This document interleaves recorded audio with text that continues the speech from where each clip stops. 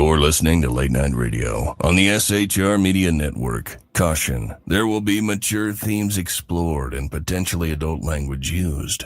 If conservatarian words, phrases, certain concepts, or rhetoric offends you, tune out now. Freedom is never more than one generation away from extinction. We didn't pass it on to our children in the bloodstream. The only way they can inherit the freedom we have known is if we fight for it, protect it, defend it, and then hand it to them with the well-taught lessons of how they in their lifetime must do the same. And if you and I don't do this, then you and I may well spend our sunset years telling our children and our children's children what it once was like in America when men were free. I have come here to chew bubble gum and kick ass, and I'm all out of bubble. So, ladies and gentlemen, boys and girls, children of all ages, I mean every age, from here to there and all sorts in between. Jamie Muir, All Sorts, King Crimson, 1972. Been there, did there, saw the concert. Robert Fripp, Superior. Bill Bruford, Superior. Ladies and gentlemen, boys and girls, children of all ages. See how I meant that? Welcome to BZ's Berserk Bobcat Saloon radio show. Live and direct right here from the SHR Nof, Idaho studio, singular. And I emphasize with emphasis that I happen to be this guy. I am your conservative Sherpa. And I am guiding you through the maelstrom of Demorat, leftist, globalist, lies, chaos, deceit, betrayal, all of those things. And please note that what you're about to hear tonight consists of my opinion and my opinion only, and tonight that of my guest, which is the Superior Sean Lewis, one each, waiting in the green room. Although it's not green, it's sort of purple, and all he has are brown M&Ms. However, mentioning that, the chat room has changed. Once again, I've made the chat room a bit more intimate and personal. So it's still raining, snowing just a little bit around here, so that you can see my plush, sumptuous, palatial, and resplendent chat room. I mean, look at this thing. Who wouldn't want to sit there and look out that window at the snow and the wonderful stone and brick that's there? And also, I happen to have Tom and Jerry on TV. Now, why that was Tom and Jerry on TV, I don't really know. What am I doing? I am doing the job that fundamentally the American media maggots won't. I am changing America one leftist diaper at a time. We don't water our drinks, just like we don't water our conversations. We are still serving stiff drinks in the saloon, along with facts, history, logic, rationality, proportion, clarity, context, tradition, with common sense for normal people. And with that, I'd like to bring on the act you've known for all these years, which is the skillful and elucidus Sean Lewis. Yay! Damn it! That reminded me. I don't have a good applause track. You are. Right now. And you I'm know gonna what? I will have to say, honestly, BZ, if anyone deserves an applause, it's me. That's my point. Here, I'll play what I have, and you give me a thumbs up or a thumbs down. I know what you're gonna do. I mean, because this is so sucky. First, let me see if I can. I play it so infrequently that I'm not even sure that I can find it, and I can't. I can find this, and I can find this.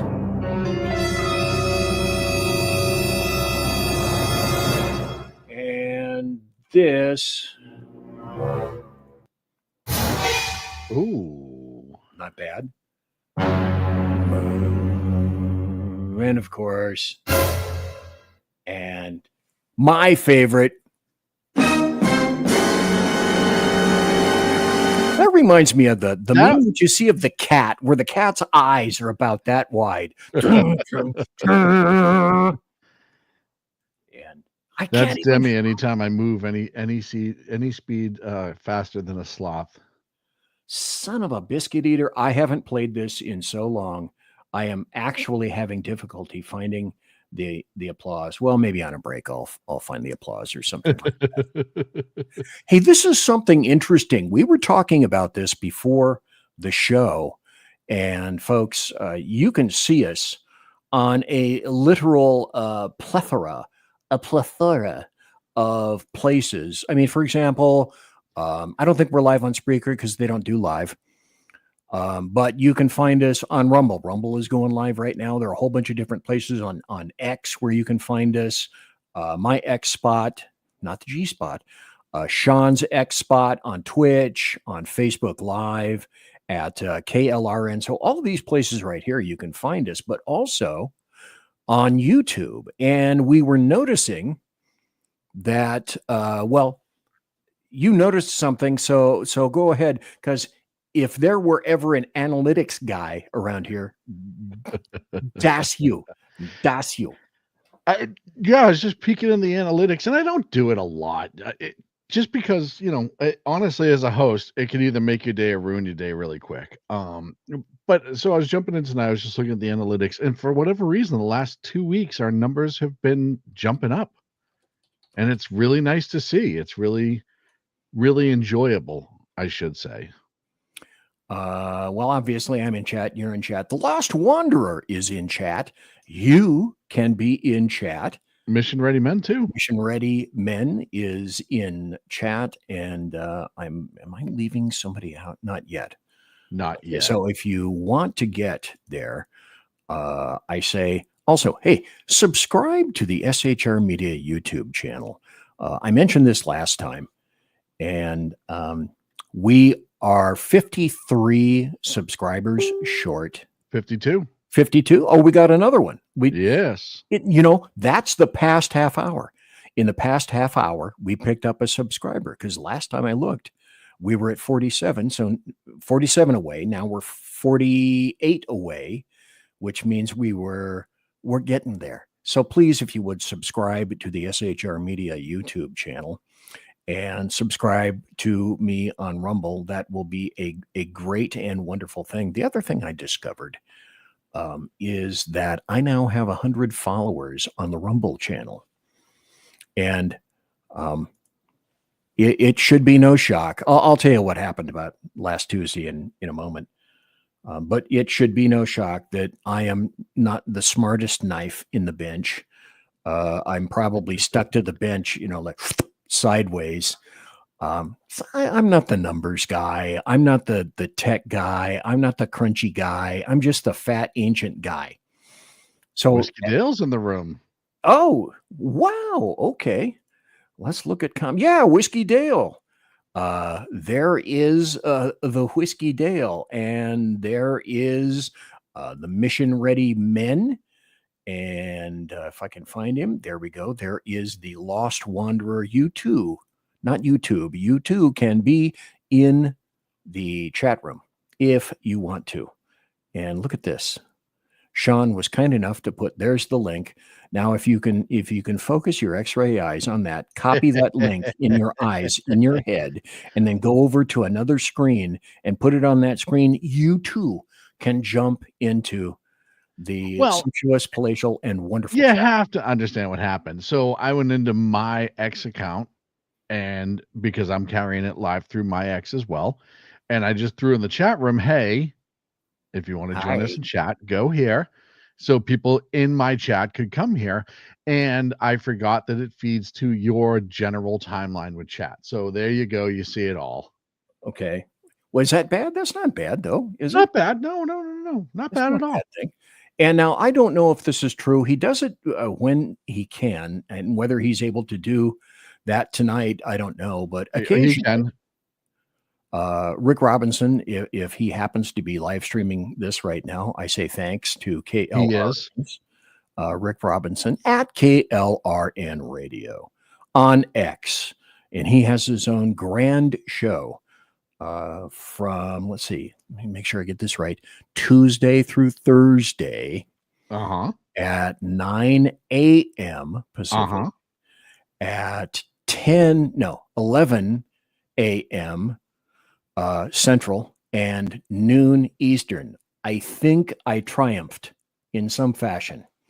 So anyway, thanks to KLRN for simulcasting us.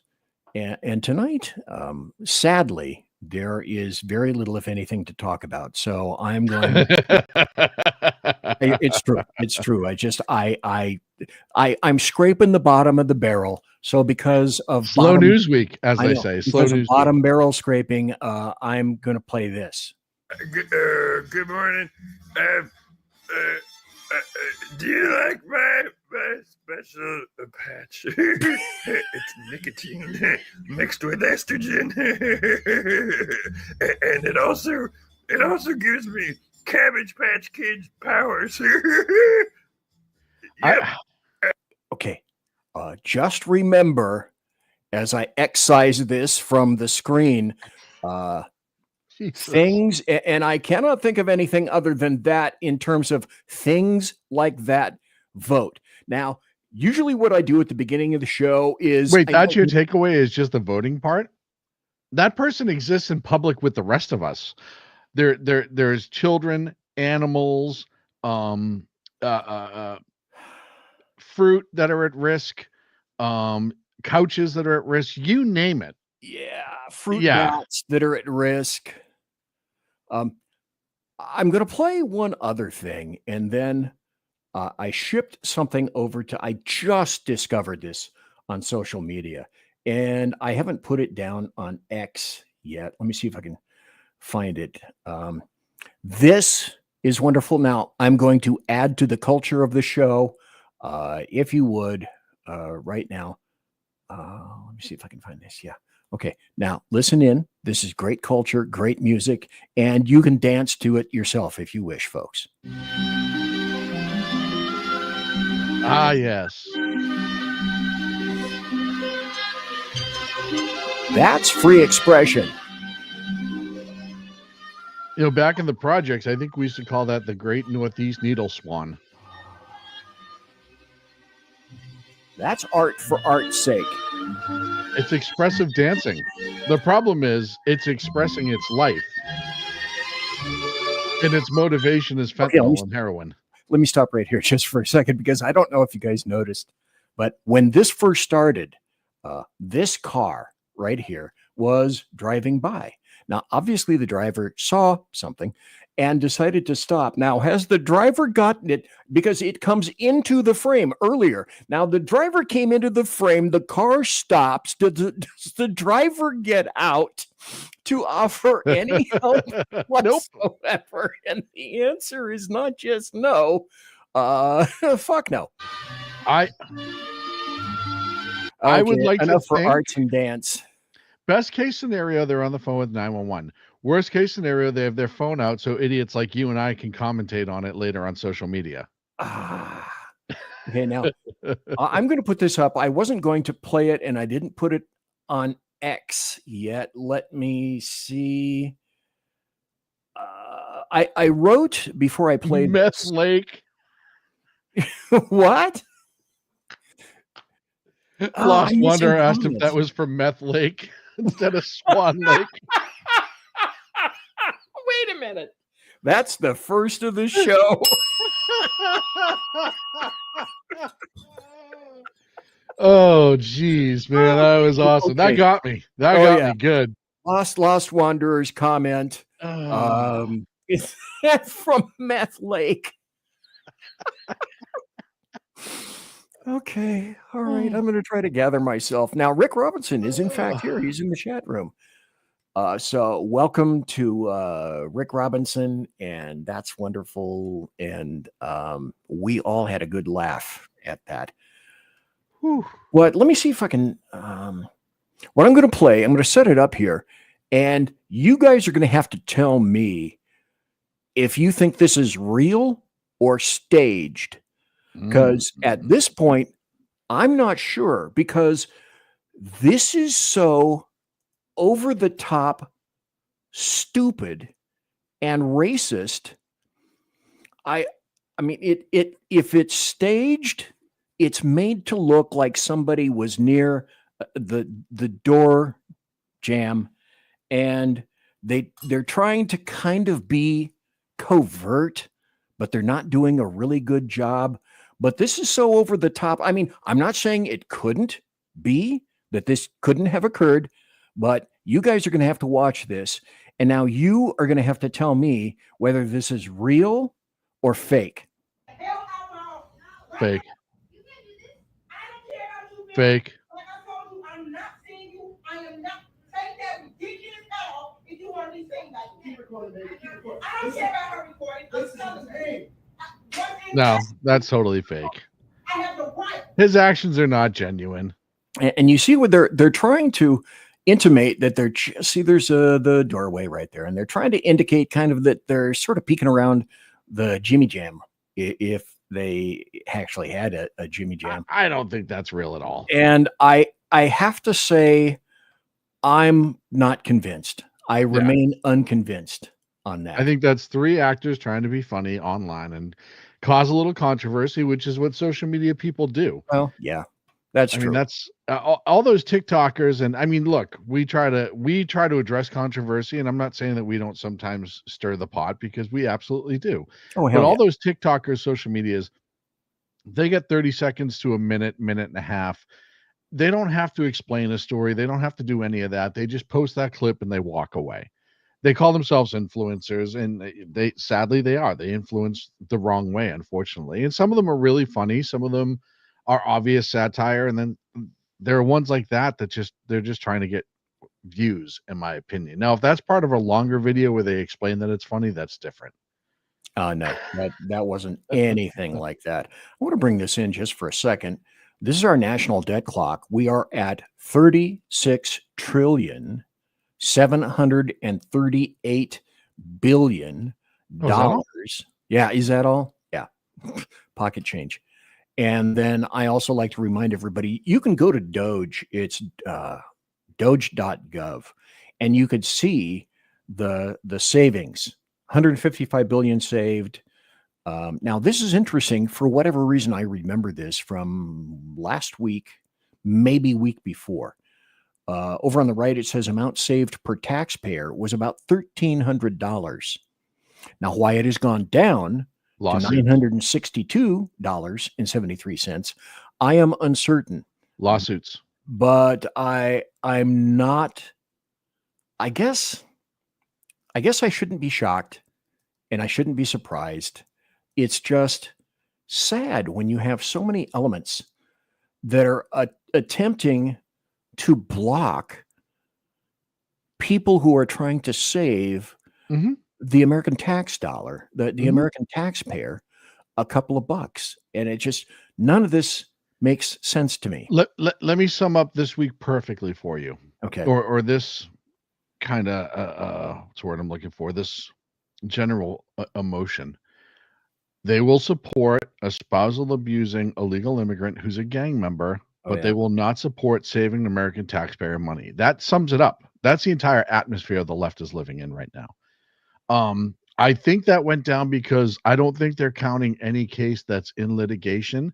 And as we know, using taxpayer dollars, they're filing lawsuits on every single thing that they try to cut, which is even more infuriating that they're using tax dollars to do that. It's not private groups. It's the groups within government, within those agencies that are trying to sue. And what they're doing is using taxpayer dollars to sue you to spend more taxpayer dollars. And when I say sue you, I do mean you and I, because we are the American people. That's who the government represents right now.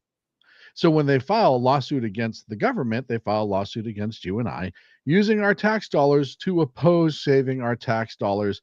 And please stop the fucking planet, because I would love to get off for a little bit. It blows my ever-loving mind that they would do this. It's nutty. We're going to go into another story that occurred today in just a moment, but I find Lost Wanderer. That's faker than the Korean girls DMing me on Twitter asking if they love my we can rub wrong time GI. Which actually, though, with the current inflation and with the tariffs, according to what I've heard, is that the Vietnamese ones can only love for medium time now. Okay, number 2. That makes perfect sense. Thanks you for the explanazione. That's explanation in Italian. Speaking of explanation, This was weird today. Now, the son of a female deputy this occurred today, a shooting in Tallahassee at a school, apparently a really big school. Tragic. And 2, I think, dead as far as I know now, a number of others wounded. I think it's 2 plus 5. I think it's 2 Okay. dead, 5 wounded. Okay. But this is just plain damn bizarre. Okay. There is a female Leon County deputy sheriff, and she has a son, and his name is in there, Phoenix Eichner, Ikner. And apparently he was described as a average kid. He got along with the deputies and the people in Leon County, and he took his mother's gun, and I think that was the handgun, and I believe he also had a shotgun. Rifle. Was it rifle? Okay. Rifle. And used one of his mom's former service pistols and started shooting at the school. And so this is the mom apparently here on the right with the sheriff of Leon County. And it's just one of those, how do you explain this? And the answer is, I don't know. I have no idea how to. It's tragic. You don't know. First and foremost, you don't know what's going on in the background, what's changed in that kid's life in the last couple months. Because according to what I've read and watched, is everybody, like you said, the deputies, but also the kids at school, all got along with him. He was fairly normal.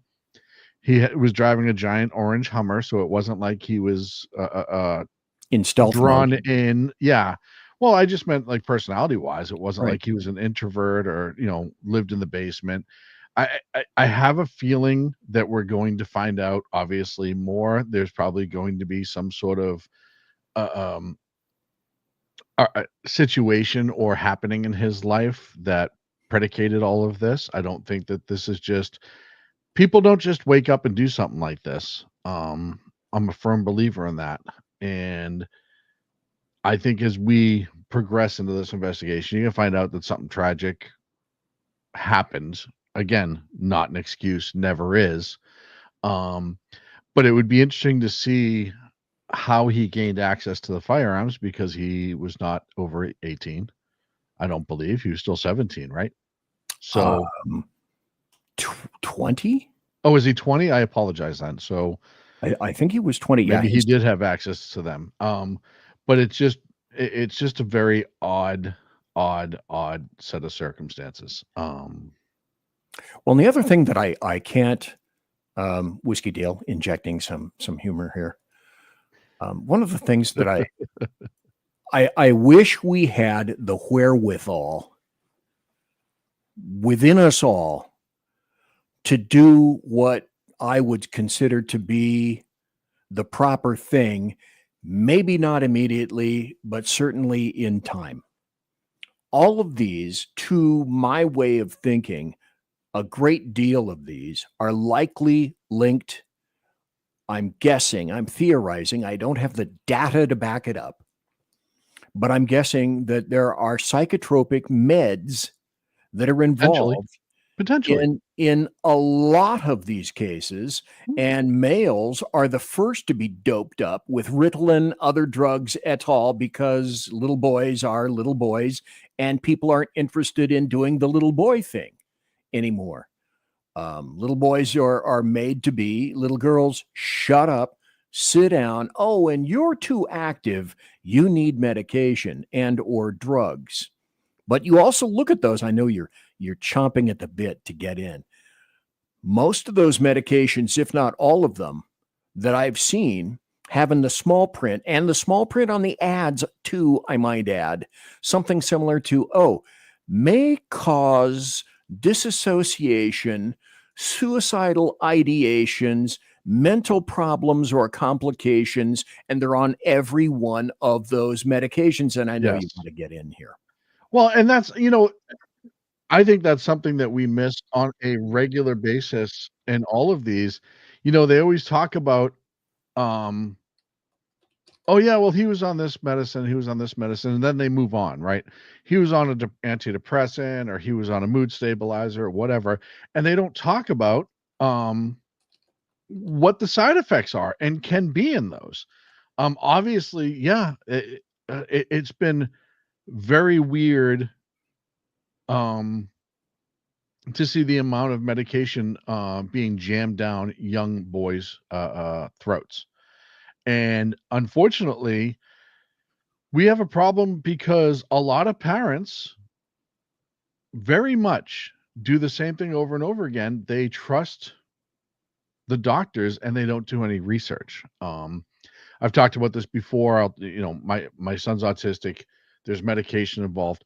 And before we add, subtract any sort of medication, we do a bunch of research. I'm fortunate that I have an actual doctor of pharmacy in my family that I can speak with and bounce this information off of. But a lot of parents, the doctor says, oh, you can mix X, Y, and Z. And they say, okay. And you don't realize that 2 out of those 3 medicines have horrendous side effects. And when you combine them, the effects are greatly increased. And they're invariably what you'll discover if you look at one drug, and especially when you have a veritable pharmacopoeia of people that have the little plastic cases that flip up, and you've got, I don't know, 2, 3, 5, 10, 20, 78 pills in there. Each one of those drugs needs to be studied because there are clear contraindications that have reactions with other drugs that everyone should know about. And yet the other thing is, depending on if you're doctor shopping, one doctor may not know what has been prescribed by one individual or another doctor. And unless you tell them, some people either don't wish to or may forget. The contraindications on that are huge. Well, and like you said, doctor shopping. One of the things that we've seen, you've certainly seen in your career, and I've seen in my career, and everybody has seen this. There are those parents who convince themselves that their children need medication, and then they go find the doctor that will prescribe them instead of going to the trusted doctor and saying, hey, this is what's going on with my child. And then they recommend or don't recommend medication. Once they get told no, like you said, they doctor shop until they get the meds that they want. And a lot of these doctors are very, very quick. And, we found this out with my son. They're so quick to throw drugs at a kid before they even get through a determination as to what's going on. And it's tragic. And again, we don't know if that's a situation here. We don't know if that's the problem here, but it is something to look at. I found it very interesting. We got about a minute to go before the bottom of the hour break. Whiskey Dale put this in there. Okay, what happens if and when you immediately stop taking those meds? Well, that's a great idea. And then it looks like this guy, who is you, put in there, Dale, it is almost worse than that. So, well, I'd like to hit that when we come back. Folks, I am BZ. You're in the Saloon.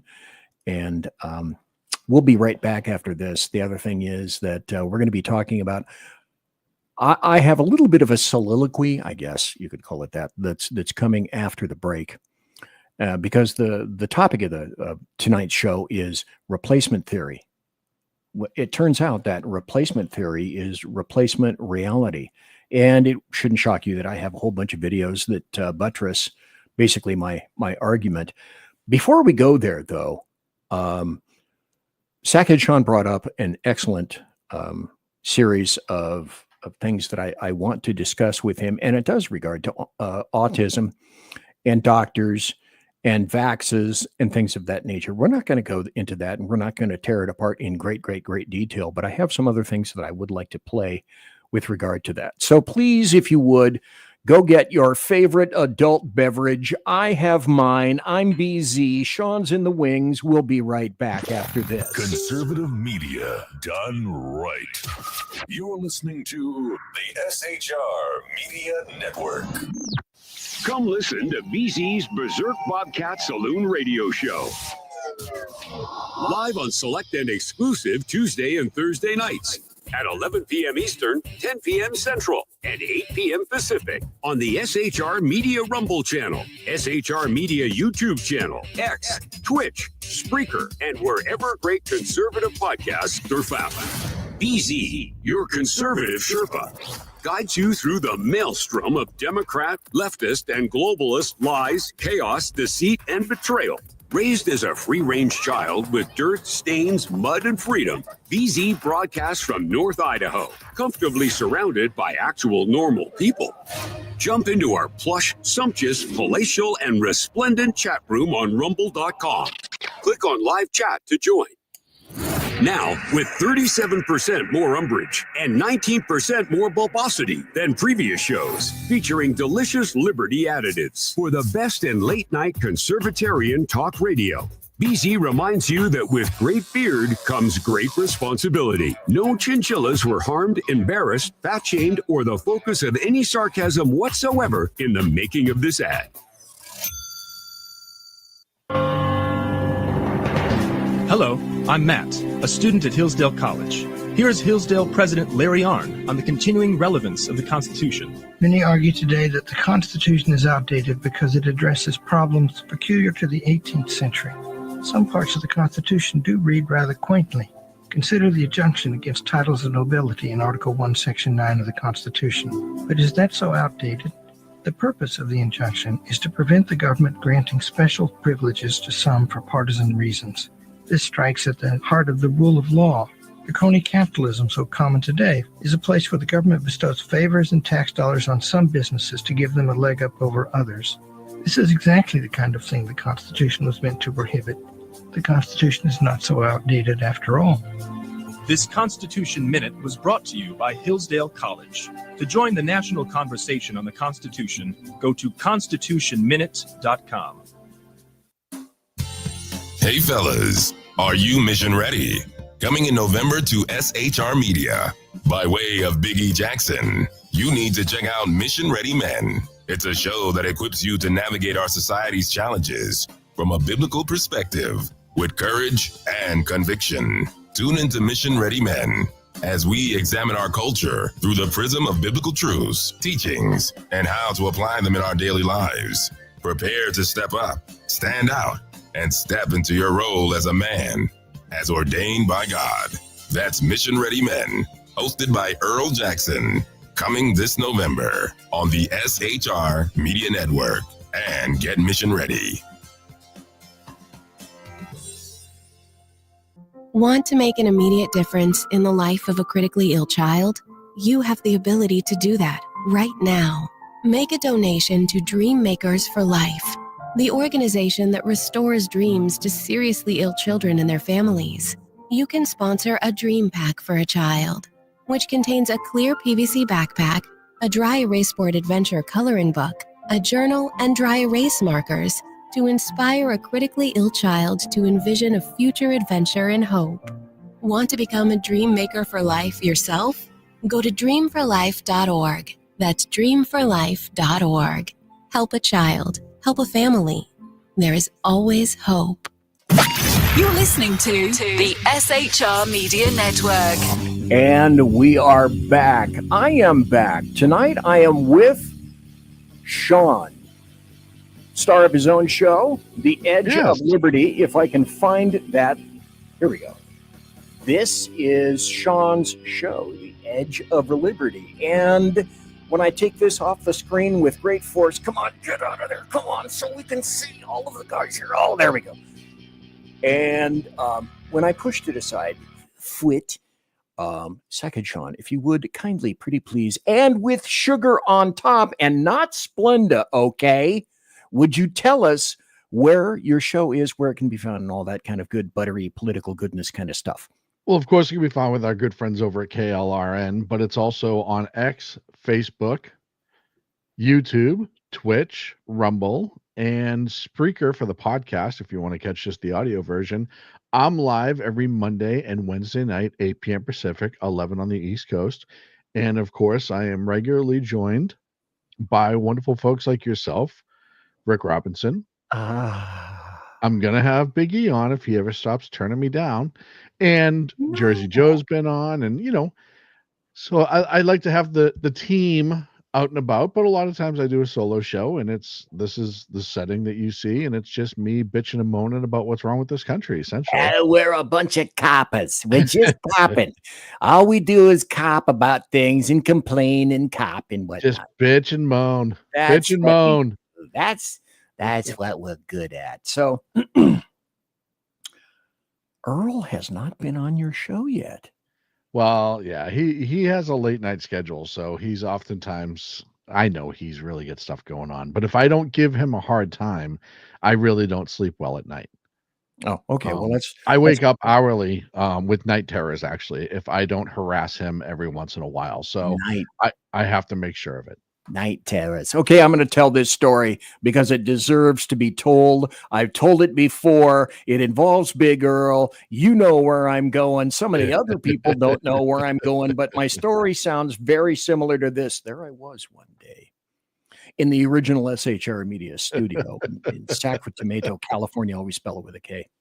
And I found this cool guy on the internet. And this cool guy kind of looked like him over in the bottom right. That's Earl Big E Jackson.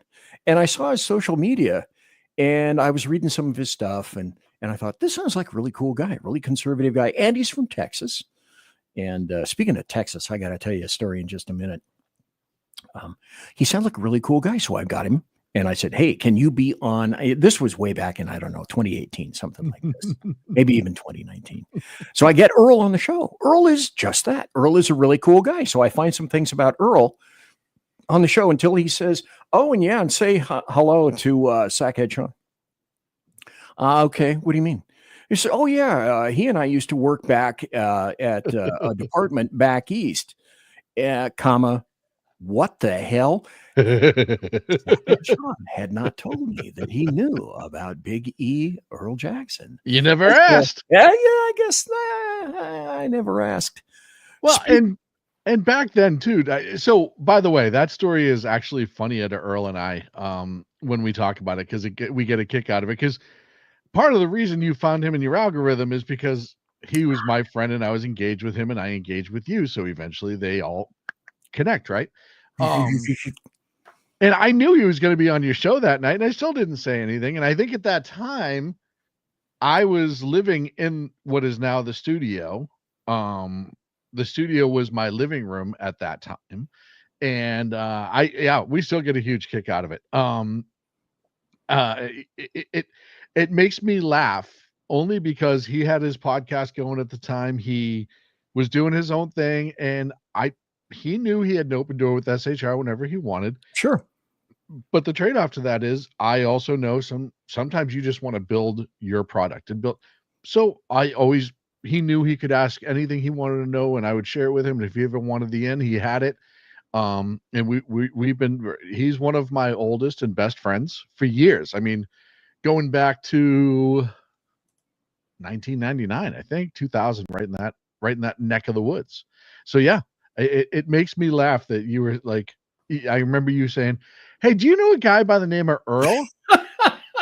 And I started laughing because it's like, well, you never asked. Nobody ever asked. That shit goes both ways. So loose lips sink ships. In terms of, okay, Earl said nothing to me, by the way, of him knowing you, but he had to know that you were here because it was SHR. And so it was like crickets, free to eat, on both sides until all of a sudden Earl appears. Cheetah says, Cheetah's in Florida. He's an attorney, current attorney or former attorney. I'm not quite sure which.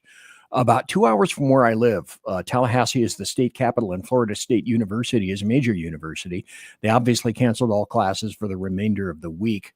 The police forces involved and I guess he ran out of words. Now, like a guy, and that's why I have to be very conservative because I am issued only a certain number of words per day, and Correct. then they conglomerate into the week. And when I approach towards the end of the week, like Thursday is close to the end of the week, I have to really parse my words and be careful because sometimes I will run out.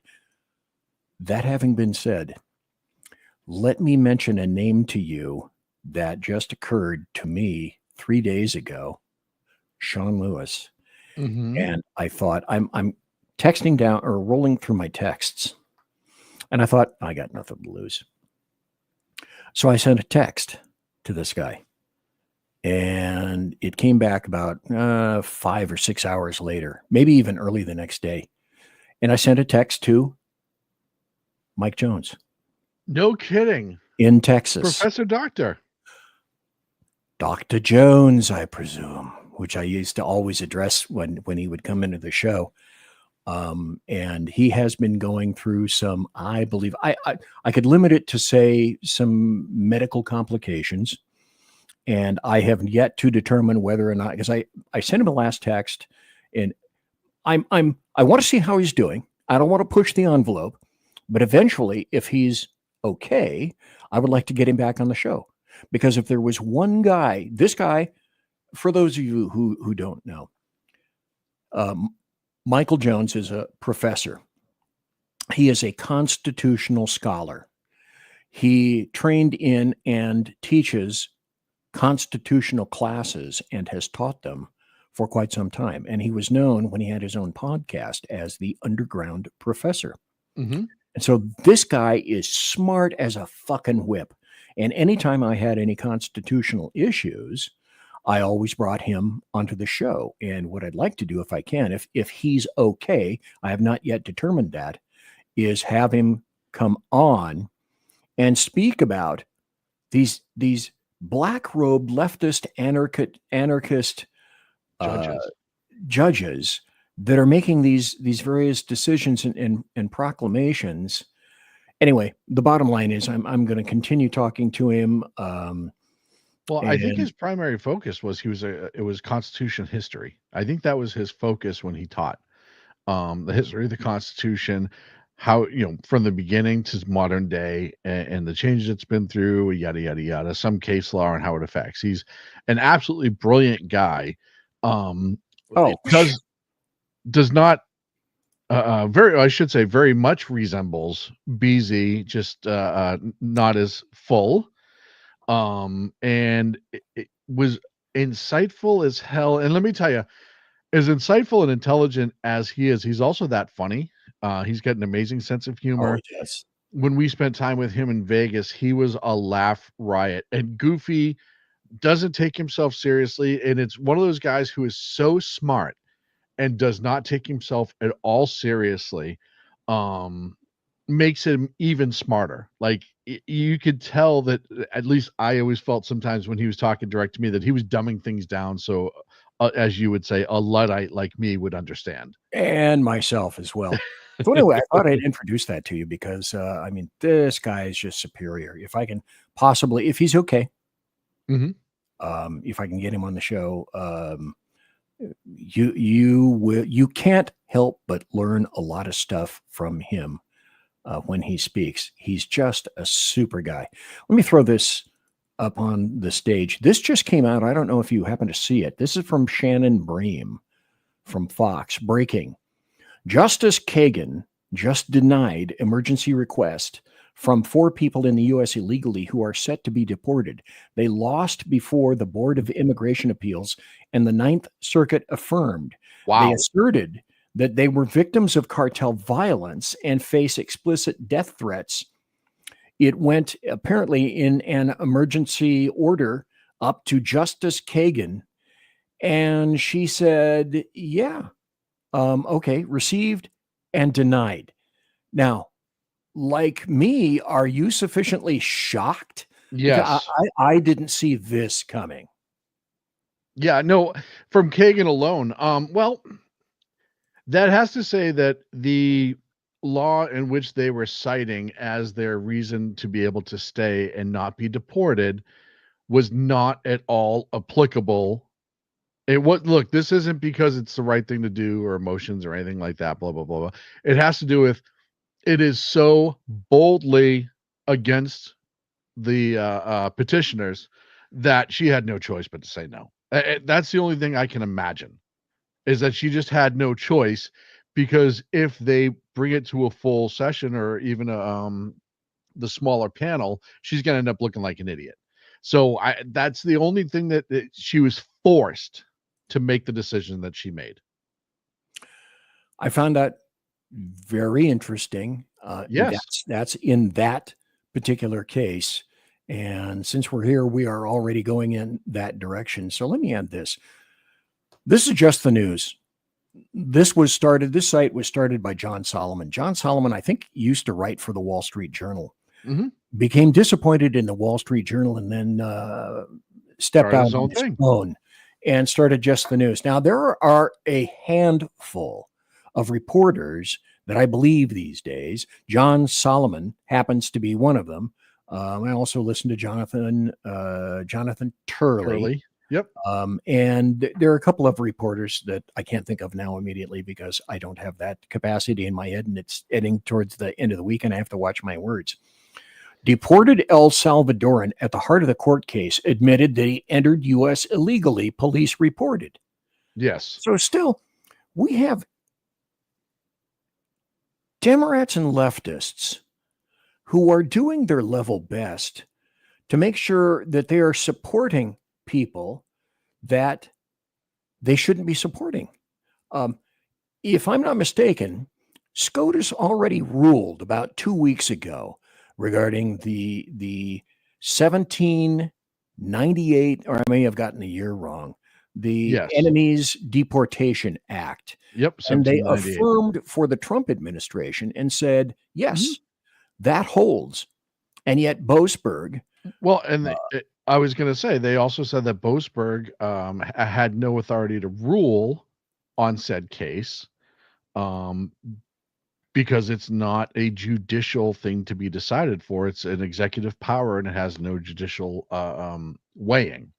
So, and the fact that he still tried to find the Trump administration in contempt that I talked about last night, which was comedy in itself.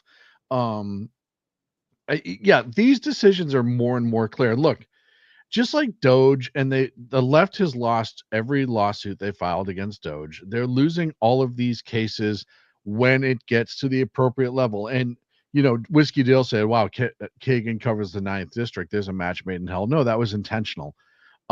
There's a reason Kagan covers the 9th district, is because they want her to affirm things like this, to hope cases go away and they don't ask for the full SCOTUS hearing, or it doesn't reach a full SCOTUS hearing. And this is another one of those cases. Just see Whiskey Tales. I just put his comment up here. Kagan covers the 9th district. Well, there's a match made in hell. Well, and you say that, Dale, but remember Trump's last time in office, he stuffed a lot of conservative judges into the 9th. Not all of them, and certainly not certainly not SCOTUS.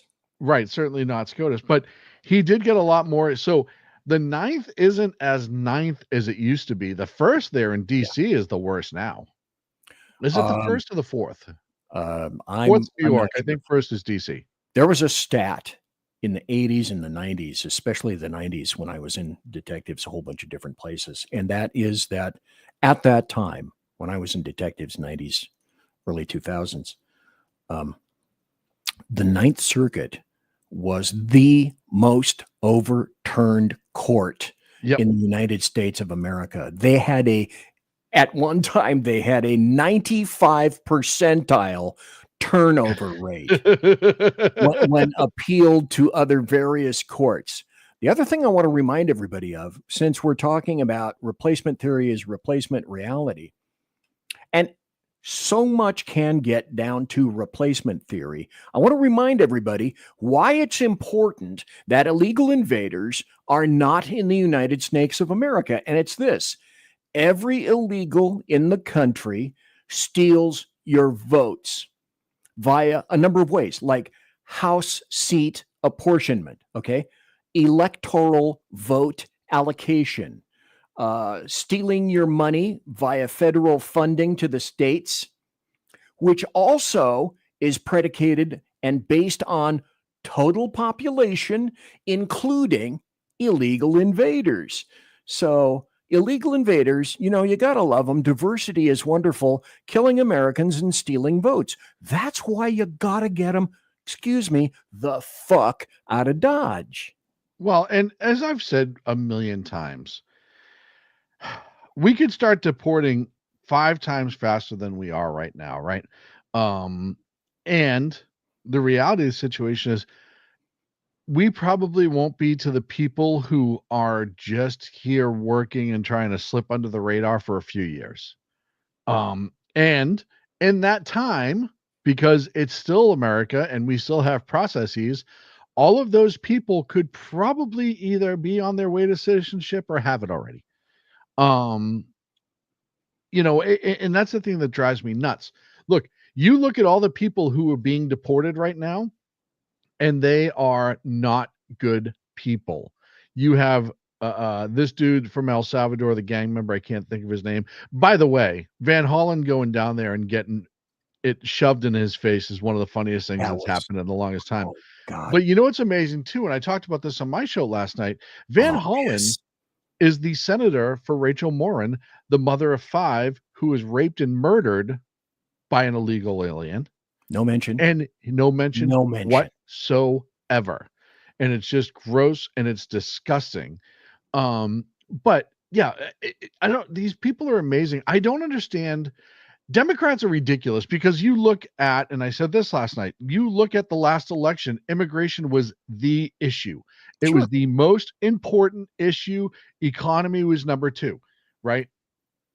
And they are still bucking this this immigration trend that's going on, where we have 1, 2, 3 people who sneak across the border a day now. We're getting rid of drug dealers, murderers, rapists, gang members, all of the dredge of society that you don't want out walking around, and they don't need to be here in our country, adding to the problems that we already have.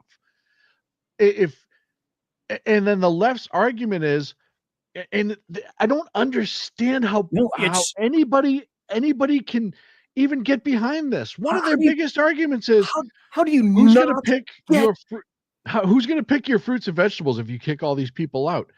yeah, And if people aren't freaking out about that statement. It's if the most that isn't insane thing. the most racist thing said by racists who happen to themselves be, air quotes, minorities. Oh, I'll It's tell just, you what the amount of white saviorism on the left is absolutely insane. These people are absolute psychopaths. Absolute psychopaths.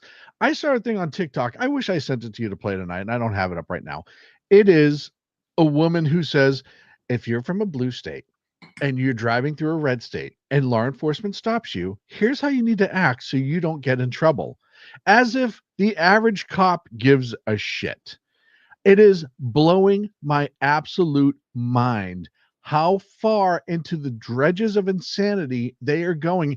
And it really goes to show you, A, why the Democrats have a 20% approval rating, because only 20% of this country thinks like Yep. that. But B, how desperate they are to try to regain power. They are literally throwing as much shit against the wall and hoping anything sticks at this point.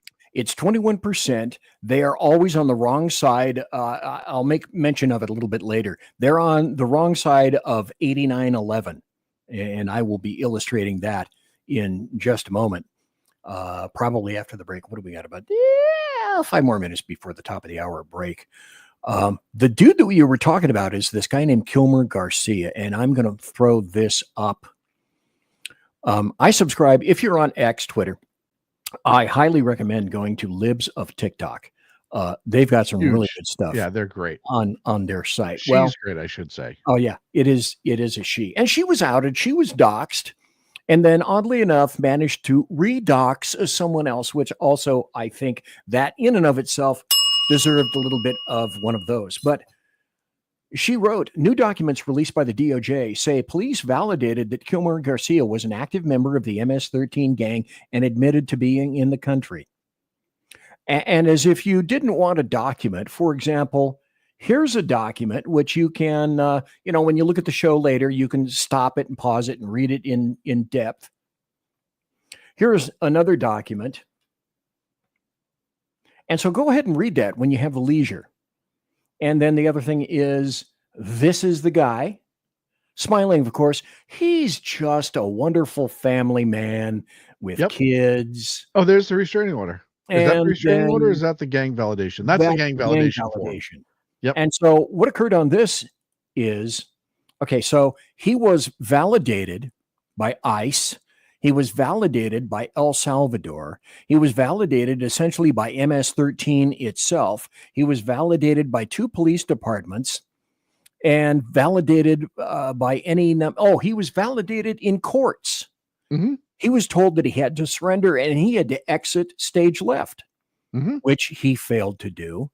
And so there is no way that this guy, hey, let me open this while I'm still thinking about it. Thanks for sending me that in the private chat. God,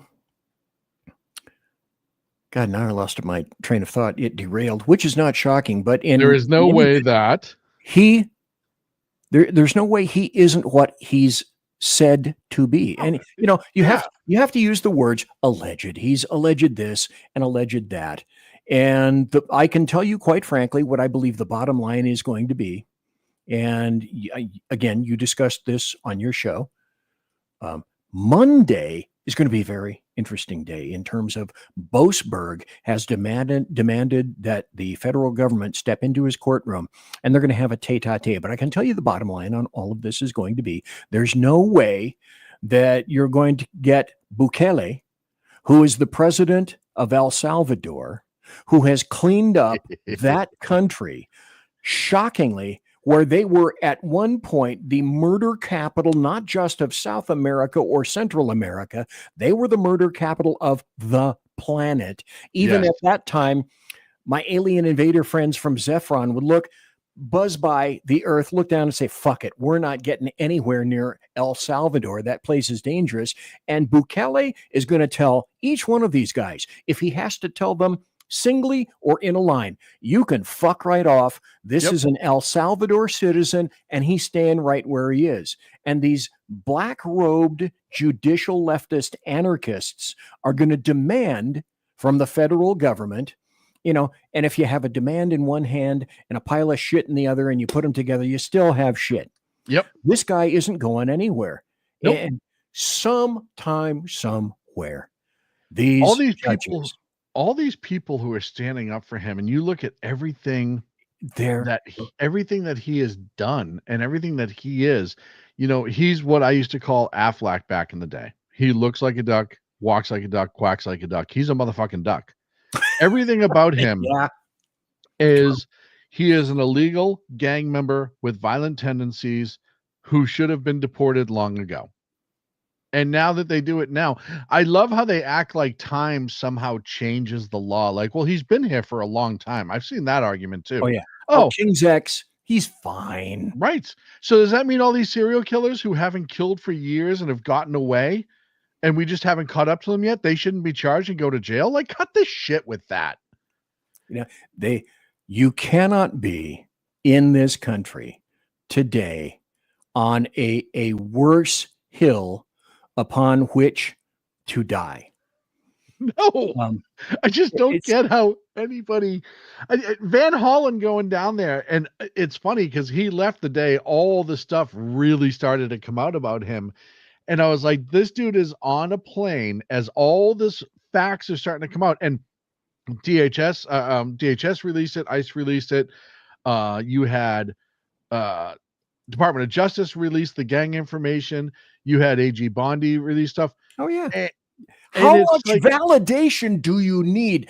It's because we say it. We're leftists, and if we say he isn't, well, by God, he isn't. How much do you think his internists, his cohorts back in his office were trying to blow up his phone with text messages while he was on the plane to El Salvador going, whoa, whoa, whoa, whoa, whoa, turn the plane around. We don't want to get into this.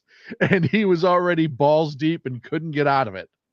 There were 2 memes that I saw. I'm going to show these 2 on an overlay, and then we're going to take a break. This one I thought was wonderful, so I have to put this up. Chris Van Hollen, Senator, Maryland, and the senator for the mother who lost her child, And so Scumbag. he's smoothing and grooving with the El Salvador tone. And He then just needs there's a Bulls hat. oh yeah, yeah. And then there's this one that I happen to create and send around the planet, and I'm waiting to see if it actually goes anywhere. This is Tom Homan, and that's Tom Homan serious.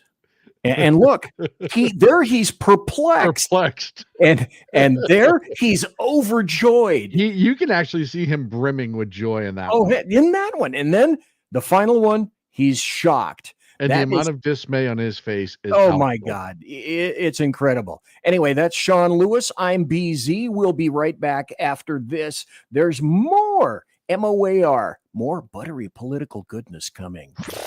Conservative media done right. You're listening to the SHR Media Network. Hey, it's Sean from the Edge of Liberty. Join me right here on the SHR Media Network every Monday and Friday, 12 on the Pacific, 3 on the East Coast. On this show, we'll discuss news, politics, the government, how cranky we are about the government, and more. If you want to hear hard talk, good interviews, sarcasm, bad jokes, and oh God, that really is me in a nutshell. Either way, check me out right here on the Edge of Liberty every Monday and Friday, 12 Pacific, 3 on the East, on the SHR Media Network.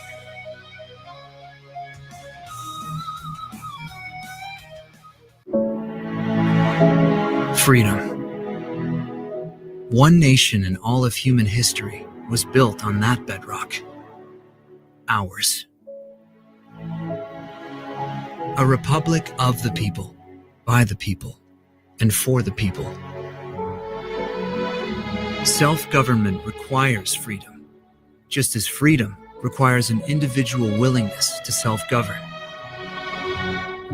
Freedom has made America exceptional, but it can only last as long as you and I seek the good, as expressed by the laws of nature and nature's God.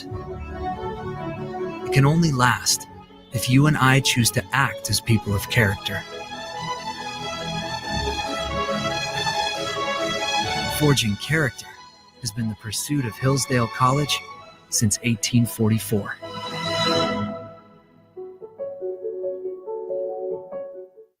Are you looking for a way to boldly express your faith and love for your country? And check out Seven Armors, the premier apparel company for patriotic men of God, where faith meets freedom in style. Our t-shirts are more than just clothing, they're statements. Bold, stylish, and meaningful. From timeless messages to modern designs, we've got something for every patriotic man of God. Look, it's the fat Wear your guy. beliefs proudly with Seven Armors gear. Don't miss the chance to wear your faith and freedom on your sleeve. Visit 7armors.com today and join the movement. That's the number 7armors.com. 7armors.com. Faithful, vigilant, steadfast, passion. You're listening to the SHR Media Network. And we're back. I'm BZ. Tonight we're talking to Sean Lewis here in the Saloon. You just heard about his wondrous show. It is a show of shows, a wondrous show of shows, The Edge of Liberty, right here. And he told you where you can find his show.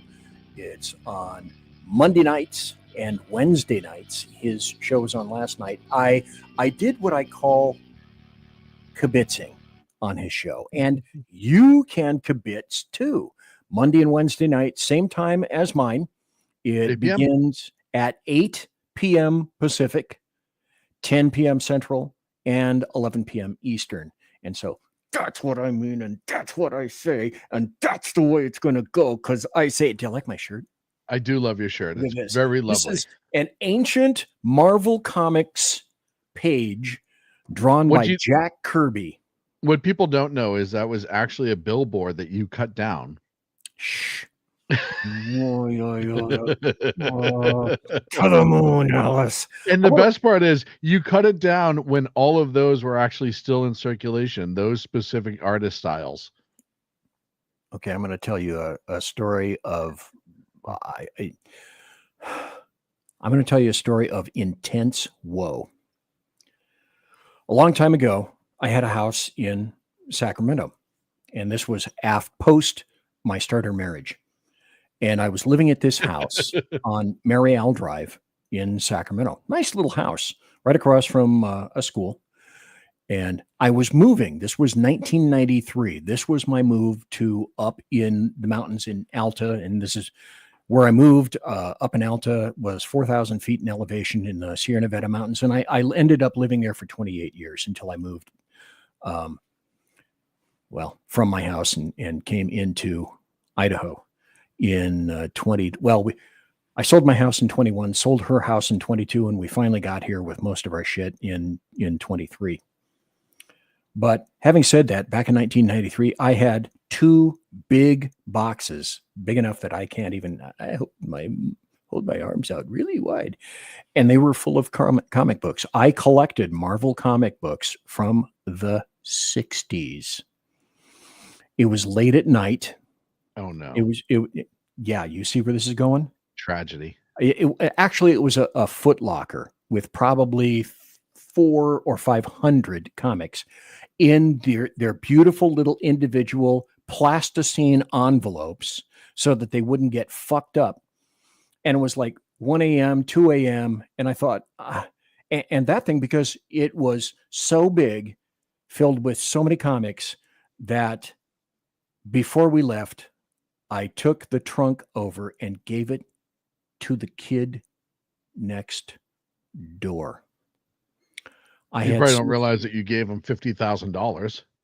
I had Silver Surfer #1. Oh, if you can get Silver Surfer #1, if you can even get it, it's about a $15,000 comic right now. I had original artwork from Jack Kirby. One of the worst. I mean, everybody has their tale about all the stupid shit that they gave away for whatever reason. But I would be a wealthy man. I wouldn't be living in this house if I had those comics and I held on to them sufficiently long that I began to sell them today. It's like trying to sell Tales to Astonish. I don't remember what number that is. Tales to Astonish, a Marvel publication, was the first appearance of Spider-Man, and that has gone in like about an 8 or a 9 grade for at least $1 million.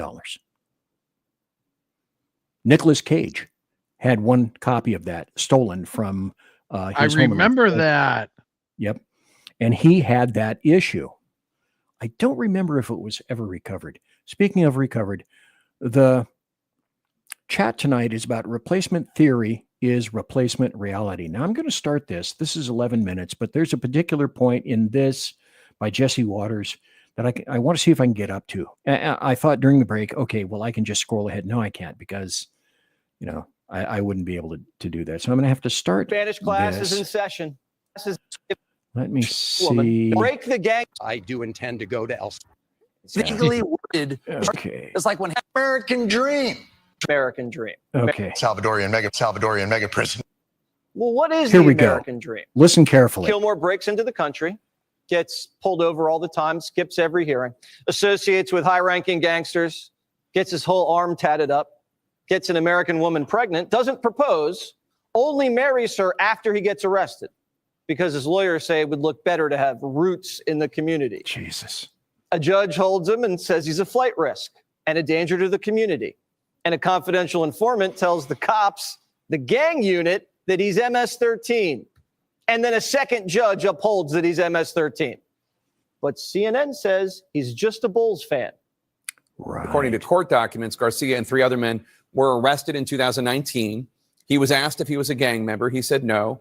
Garcia had been deemed a gang member by the Prince George's County Police Department, in part because he was at the time wearing a Chicago Bulls hat and a hoodie. Garcia's a Bulls fan, but he's from El Salvador, and he lives in Maryland, not Chicago. The Bulls lost 60 games in 2019, so why the hat? Can Garcia name anyone on the team? Anyone on any Bulls team besides Jordan? Everyone from El Salvador knows what it means when you wear a Bulls hat. It means you're MS-13. When you're in Compton. Okay, let me stop here just for a second. I don't remember on whose show it was. and it might have been replay on, say, Newsmax or something like that, where the people, I believe it was on CNN, were ridiculing, oh, a hat, and what we call those were indices. Those are indices of membership in various gangs, and they're ridiculed. Oh, the hat. It's not just the one thing. No. So when you're validating a gang member, obviously known associates who gang tattoos, clothing style, hanging a rag, a hat, tattoo, piercings in certain places depending on the gang. All of these things, it becomes a totality of those things and consistency of those things in order to validate somebody as a gang member. And it is a process that's been going on for years. It's accepted by courts. That it's almost like after you make a drunken public arrest for 50 times, eventually the court stipulates that you can articulate intoxication in a human being, right? It just becomes stipulated. There's no argument. There's no, they know that officer has made enough of these arrests. They've been in court enough articulating signs of intoxication. Even the defense say, no, we stipulate. He's an expert, blah, blah, blah, blah. The same thing happens with gang validation. Well, that's true. And what it also happens with in every jail, in every prison, take every picture. There is what is called a classification unit. And in these classification units, their job is to sit down with each and every individual that comes into that jail, comes into that prison, ICE included, federal, state, city, whatever. And they sit down, and in terms of, they do a classification interview to make sure that they don't wrongly locate members of competing or violent gangs in the same area or the same unit, because they have had the shit historically sued out of them for not having a classification unit. And a lot of these guys, when they get into those classifications, they will claim immediately, yes, I'm part of this gang. Don't put me with those people. Keep me away from that, yada, yada, yada. Exactly, because they don't want to be mixed or mistaken with someone else. And so all of this stuff was, oh, there's no validation. He's just a good little, I want to get through to everybody to make sure that you understand that this isn't just bullshit. It's the most massive bullshit of all. Well, and they're trying to, I love the fact that leftists are trying to, the argument of, well, he's just wearing a Bulls hat. Okay.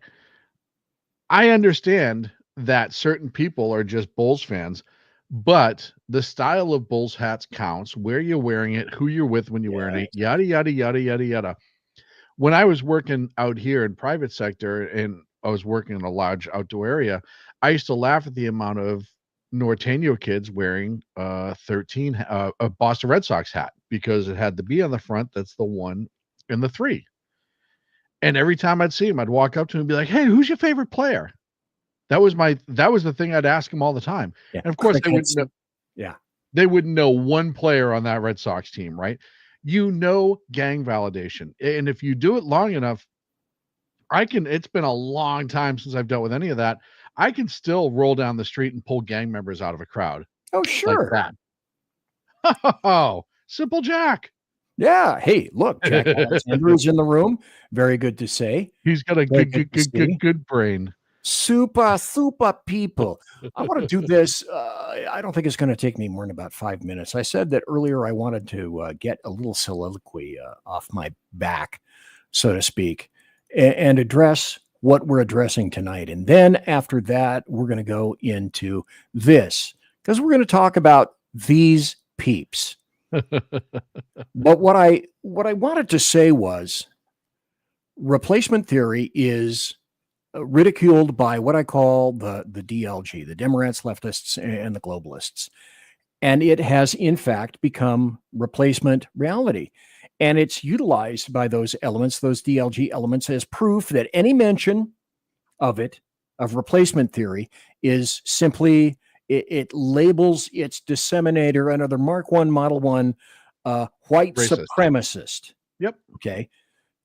You have to understand the fundamentals behind this. Therefore, accomplishing what it does is that accomplishes two goals: ridiculing the theory itself and ridiculing and dismissing any substance whatsoever to the issue. That's the point.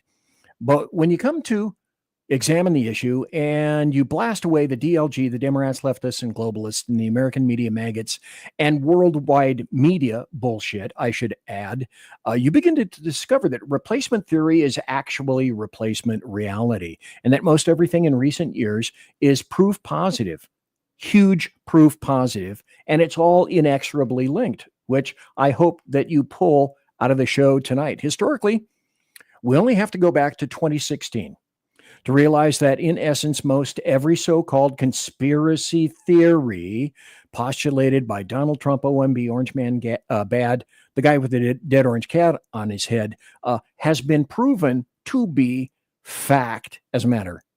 Donald Trump claimed to be wiretapped. Okay, wrong specific verbiage, because nobody taps wires anymore by utilizing a clandestine van looking like it belongs to the phone company, a truck, and some uniformed guy with a hard hat and a butt set. Right.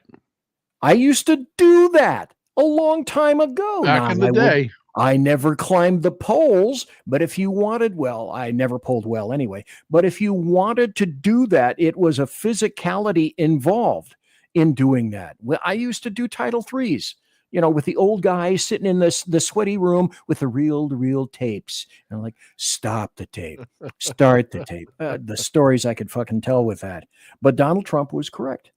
He was surveilled from the microsecond he announced. And my guess is he was surveilled way before that. While he was talking about it. I would bet money, BZ, that when we saw him at Freedom Fest in Las Vegas, that he was already surveilled. Partially not even because of his political aspirations, but because of his wealth and his international business, yada, yada, yada. I think that it was just convenient. They already had a tag on him once he decided he was going to run. And the simple fact that they denied it to the hilt. I mean, just how quickly they ran.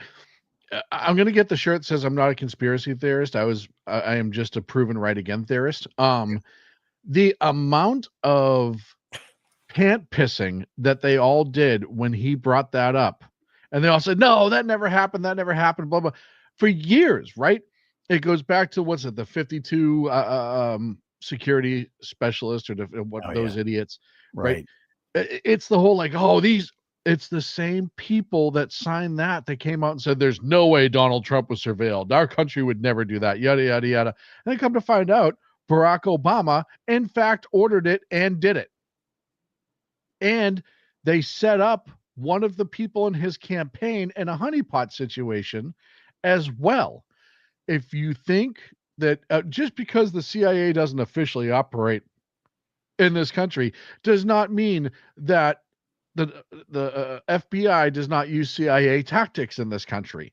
And that the entire campaign bugging was a CIA tactic, that they were trying to get dirt on him so they could absolutely beat him. They knew he was a threat. They knew people were going to vote for him, and the Democrats couldn't have that.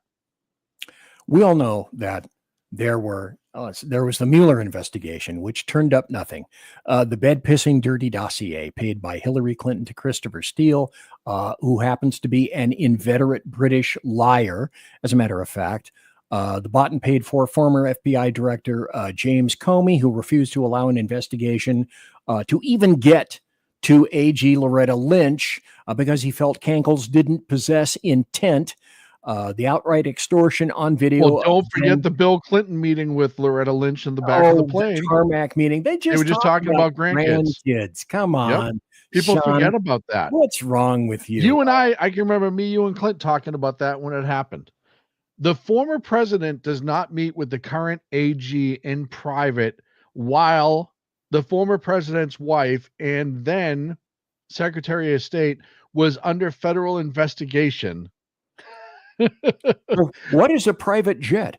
A private jet is nothing more than its own skiff to make sure that you can't be overheard and what you discuss within won't be relayed to anybody else.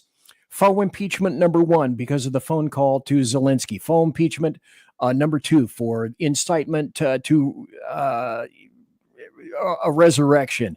Russia, all those things. I almost tonight for the show got some foil and wanted it to conform to my head. Remember when I did that? Oh, yeah. And then I thought, okay, well, I shock the shit out of myself if I do that and I wear headphones on my, so I ended up not doing that. But, that indicates clearly replacement theory is replacement reality. Elon Musk's Doge uncovered massive federal fraud, illegal social security numbers. It is a blueprint for one-party rule. Yes. Replacement theory is one-party rule being pushed. Washington is in free fall. The Demorats don't know what to do. DOGE dropped the most damning evidence of systemic fraud that no one seems to give a shit about. It's not speculative. It's documented. You can go to his website. Oh, yes, there isn't much opacity there. You can actually see it quite transparently. Under Biden's watch, 5.5 million illegal entrants were issued social security numbers by the Biden administration. Go. One of the things that I bring up all the time, what do you think the leftists truly fear right now? It's not Trump. It's not Elon Musk. It's none of those people. What the left truly fears right now is that the corruption gets so exposed and that they can never go back to it, that it becomes so in the face of the American people that they can never go back to it. And by doing that people actually get to taste freedom, real freedom, away from a government that's not looking over your shoulder for everything, that's trying to look at your $600 transaction with your kids, that you're actually allowed to post stuff online, and that you can get a job where you can live easily versus now where it's very, very difficult, and it's getting better, but it's still difficult, all by design. They destroyed the middle class by design. If all of that gets undone, the left will never see power again, and they know it, and they're petrified of it.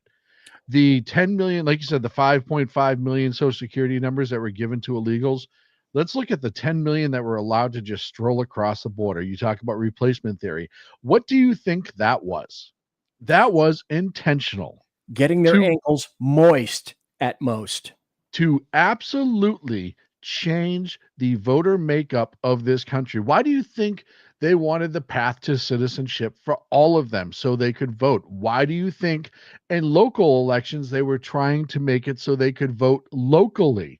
Because locally their voting still helps Democrats. All of these things are by design. It's not by accident. They didn't fall ass backwards into all of this.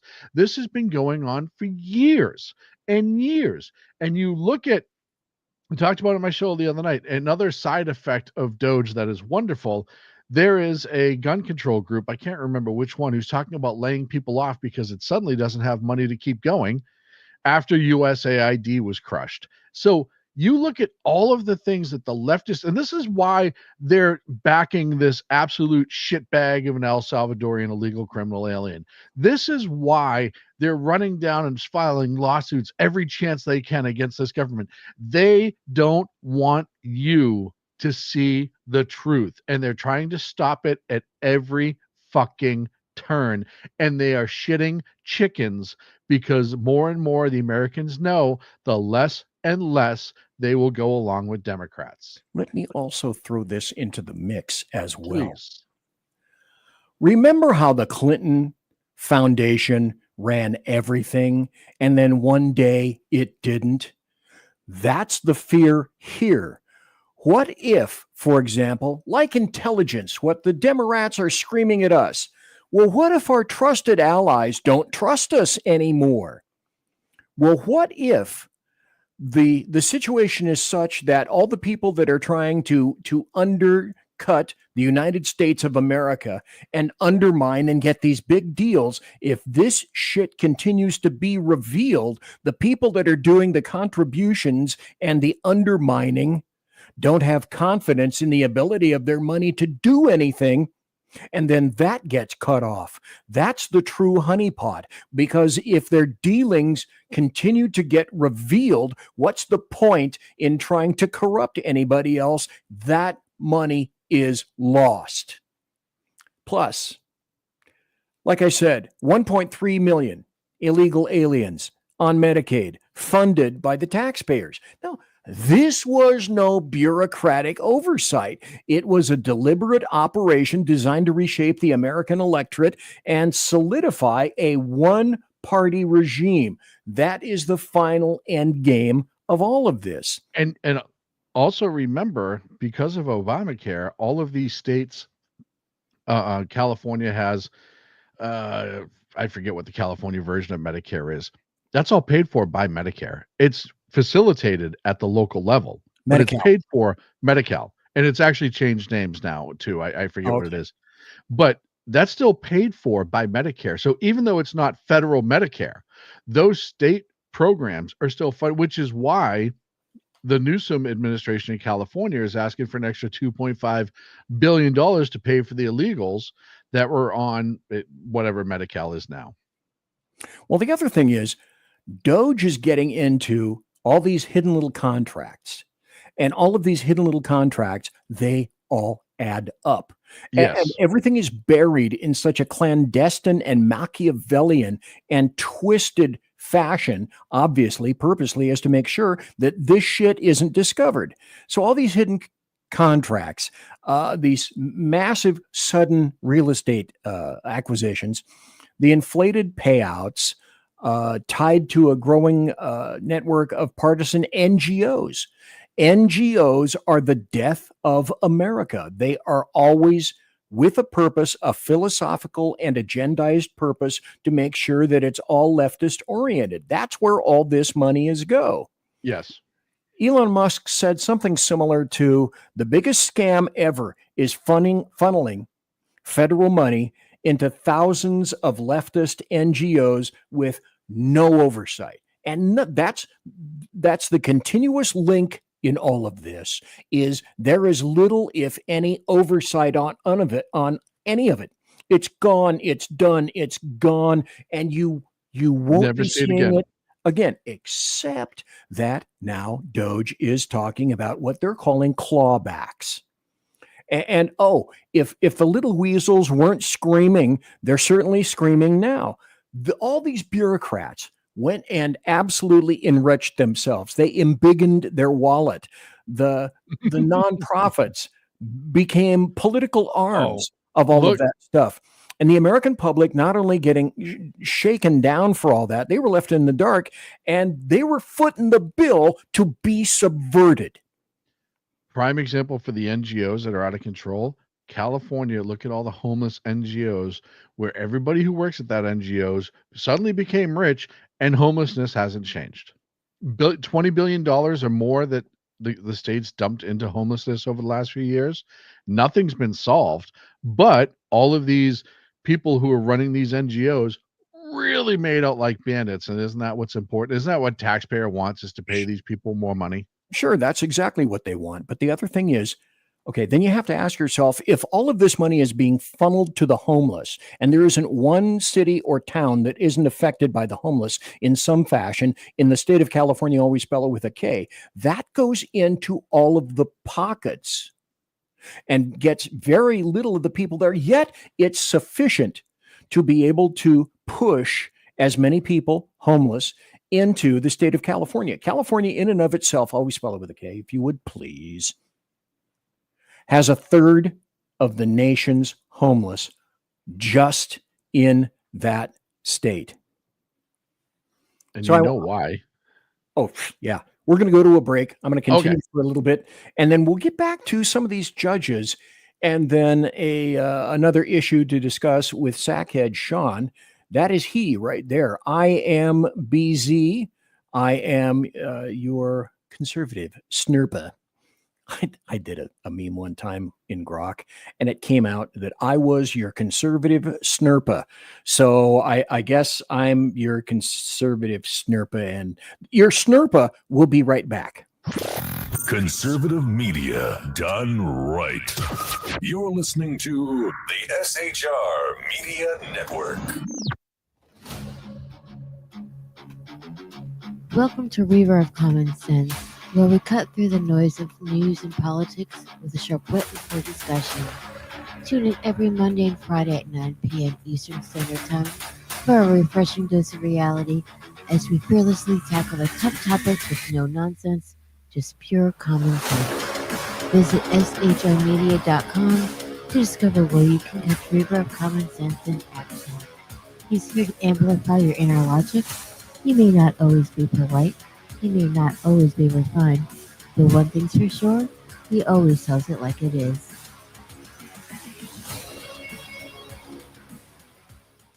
Independence. With that declaration, America was born.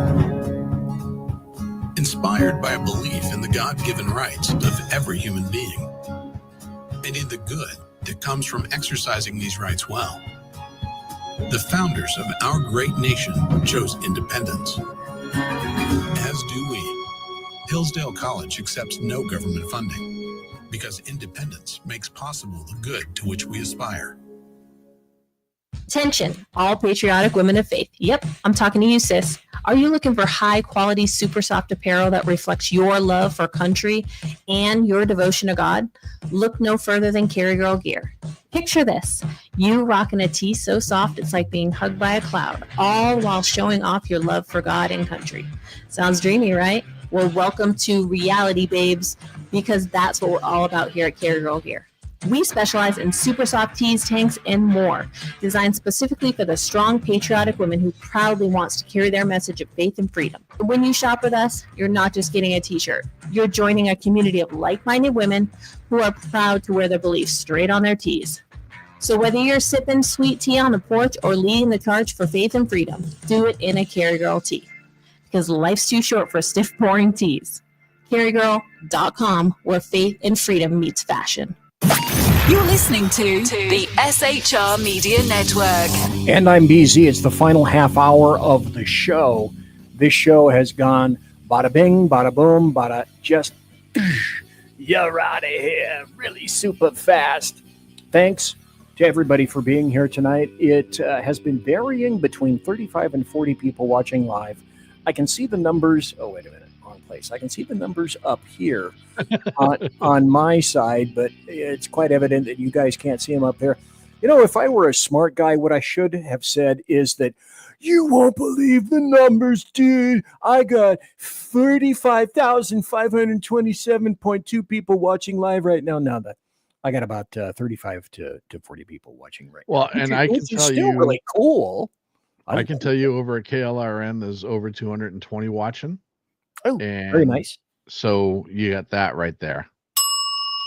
And that's to you from me to the people that are watching. That's a wondrous kind of thing. I want to continue with my little soliloquy. Let's go back a little bit.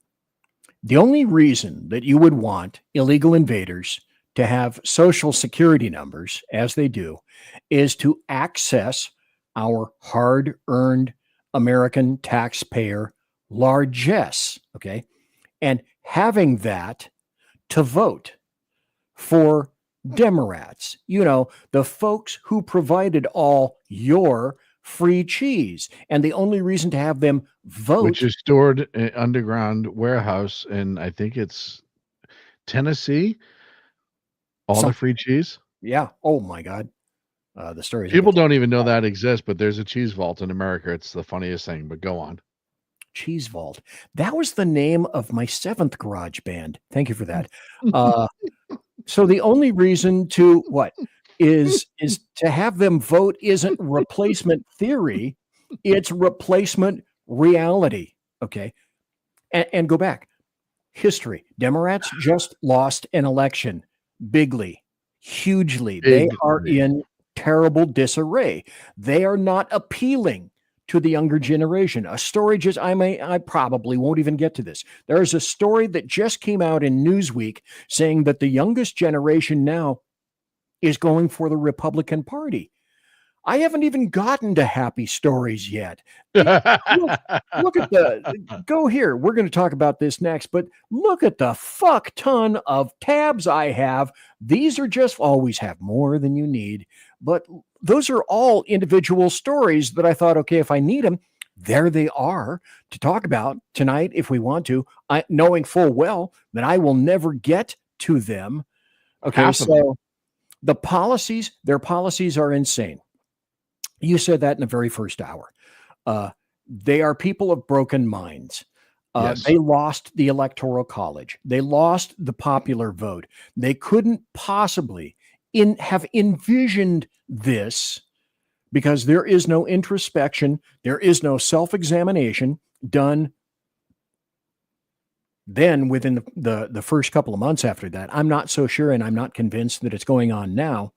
So what they're doing is they are throwing every pre-chosen leftist, black-robed, anarchist judge imaginable at every issue. They were all pre-selected. They know, on this issue, if I go to mom and not dad, I'll get it through. On this other issue, slightly, if I go to dad and not mom, I will get that through as well. Because you have to replace actual Americans of all colors with an entirely new strata of people that you believe. Otherwise, if you didn't believe this, it wouldn't be occurring. You believe they're going to be grateful, they're going to be loyal, and most importantly, they're going to be dependent on you, for you. I want to go back when you said that they had broken brains. Only their followers' brains are broken, and the leftists prey on that. The leaders of that party, their brains aren't broken. They're just evil. What they desire is evil and anti-American. It goes against everything we believe in, and it will absolutely destroy our country, which is what they want. They want us. They think we've had it too good for too long. They believe, like you said, they're globalists. They believe in the one world order. They believe that because they're convinced that if that happens, they will be running the show, right? Just because they're Americans. It is horrific. It is gross, but the brainwashing that they've done on the weak-minded in this country is unfreaking believable. So the brains that are broken are the 25 to 30% that support them, but the leadership, their brains aren't broken. They know damn well what they're doing. Jack Alexander, and I'm going to be responding to him here in a moment. Jack Alexander says, my old band names were the Whistling Victims, Anti-Sue Slip in the Tongue, and Buster Hyman and the Penetrators. Those, I don't know, those seem like awfully long names to me. They're really, really long. And Jack has proven that he has, in fact, a potty licentious mouse. Mouth. Well, he's actually got a mouse too. That's the same way. You weren't wrong. He keeps it in a little box. That's true. Let's go to this. This is from Breitbart. Judge who blocked Trump from freezing the EPA energy funds is a former Democrat activist. That's what all of these units are.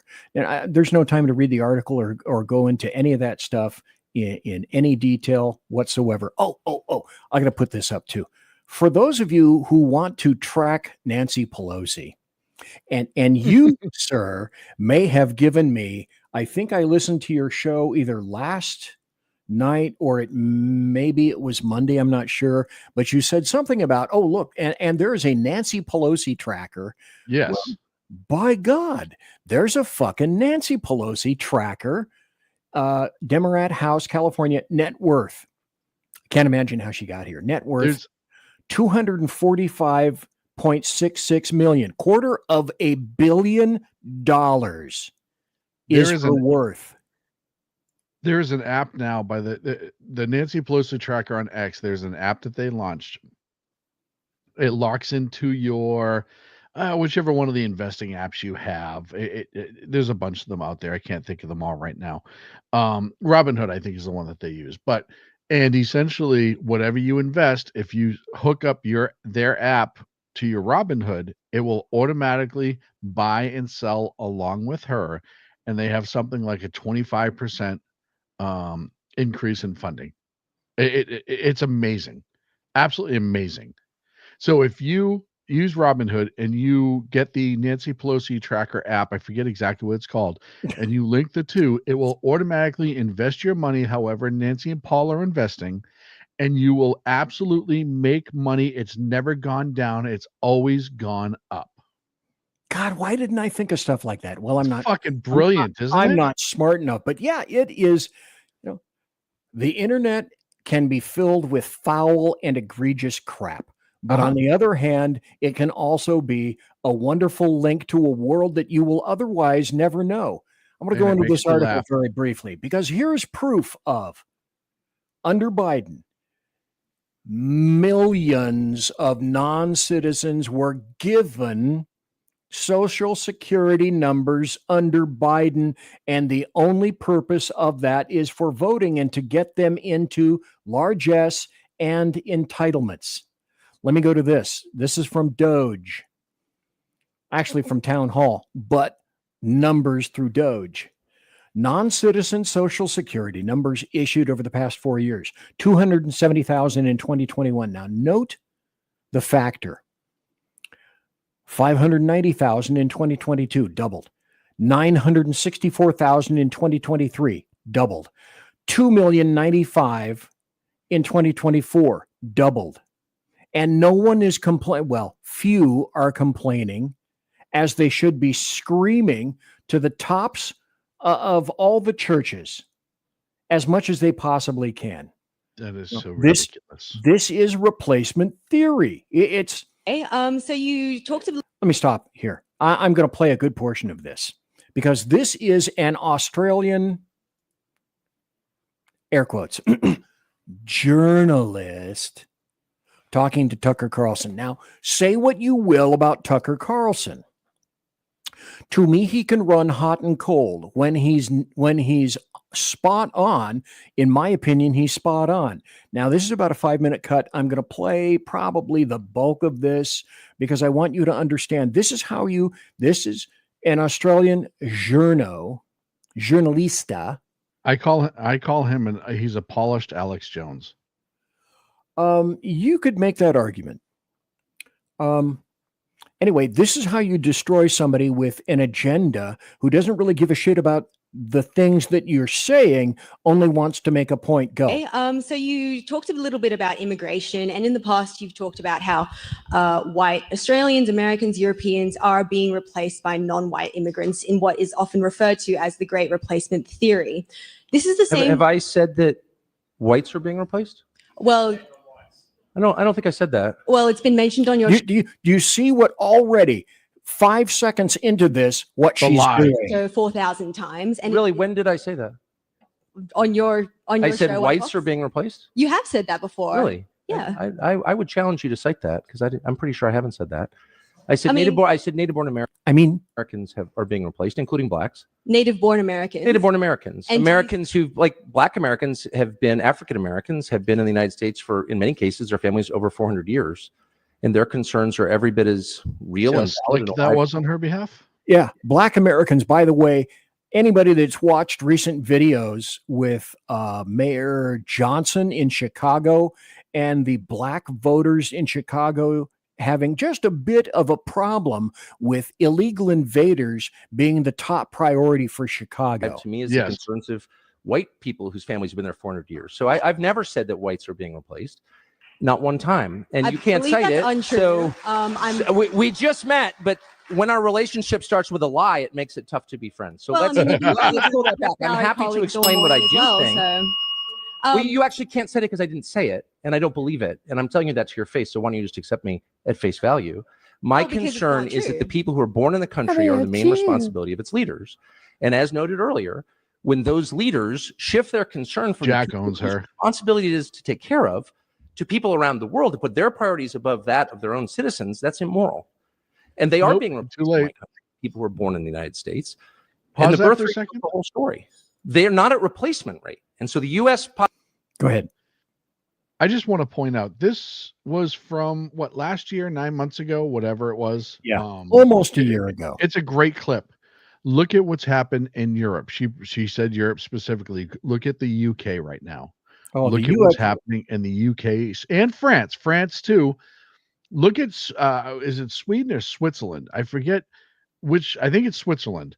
You don't hear the stories that are coming. If you do a deep dive into Switzerland, the amount of violence and grotesque violence that's going on there by people who were not born there that have illegally immigrated over the last 5 years, it is unbelievable.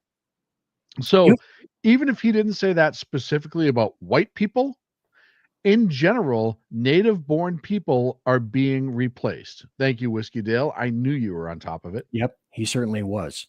Let's continue. But you're right. The UK is so far gone. I'm not quite sure it's recoverable. Population is growing because we're importing people from other countries.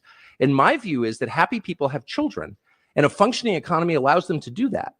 And we don't have that. And so you need to fix the economy and fix the culture and make it so that people who want to have kids can. You don't just go for the quick sugar fix of importing new people. Like, that's my position. And if you think that's racist, that's your problem. I never called you a racist. But of course you are suggesting. Yes. And I must say, one of the reasons people It's a don't veiled like comment, but it's still in the there. media is that you never say exactly what you mean. Your slurs are all by implication, and you're about to tell me the great. Of course you are suggesting. And Okay, go ahead. You had a point. No, I was just saying, and he's addressing this now. I've seen this and I knew he was going to, but that is exactly what they do. They just intimate it every single way that they can, and they never use the word, so you can never say, well, you called me a racist when I've said nothing. No. They absolutely call you a racist. They just use so many more words when they say it. And as Whiskey Dale points out below, Sweden and Norway are in trouble. Yep. Because they went out. They are, well, Angela Merkel in Germany, the ultimate Gaup herself, guilty, overeducated white person, going back to her German guilt from World War II in Dachau. She brought in tons of Syrians, which diluted and ruined Europe. If anyone can point a back finger to someone who invited Islamists into all of Europe, it is Angela Merkel. I'm going to be doing a show on Muslims. Oh boy, as you know, I don't have any opinion whatsoever on that at all. Let's continue. I must say, one of the reasons people don't like people like you in the media is that you never say exactly what you mean. There you go. Your slurs are all by implication, and you're about to tell me the great replacement theory is racist or anti-Semitic, whatever. I've said what I've said to you right now like 100 times in public. I hope to, if I live long enough, say it 100 more times. I think it's completely honest and real, not racist or scary. It's factually true. It's not a theory. It's a fact. And the whole point of your question was to be like, you're a scary racist. Well, and my response is, no, I'm not. Okay, well, how about no more lying in your questions, and then I'll answer it. Okay.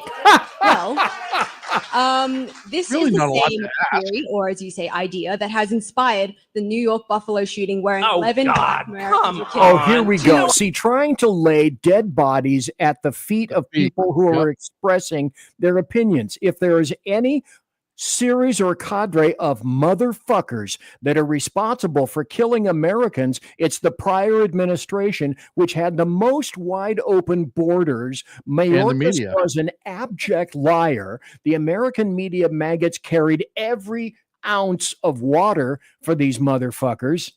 From thimble size to a tanker.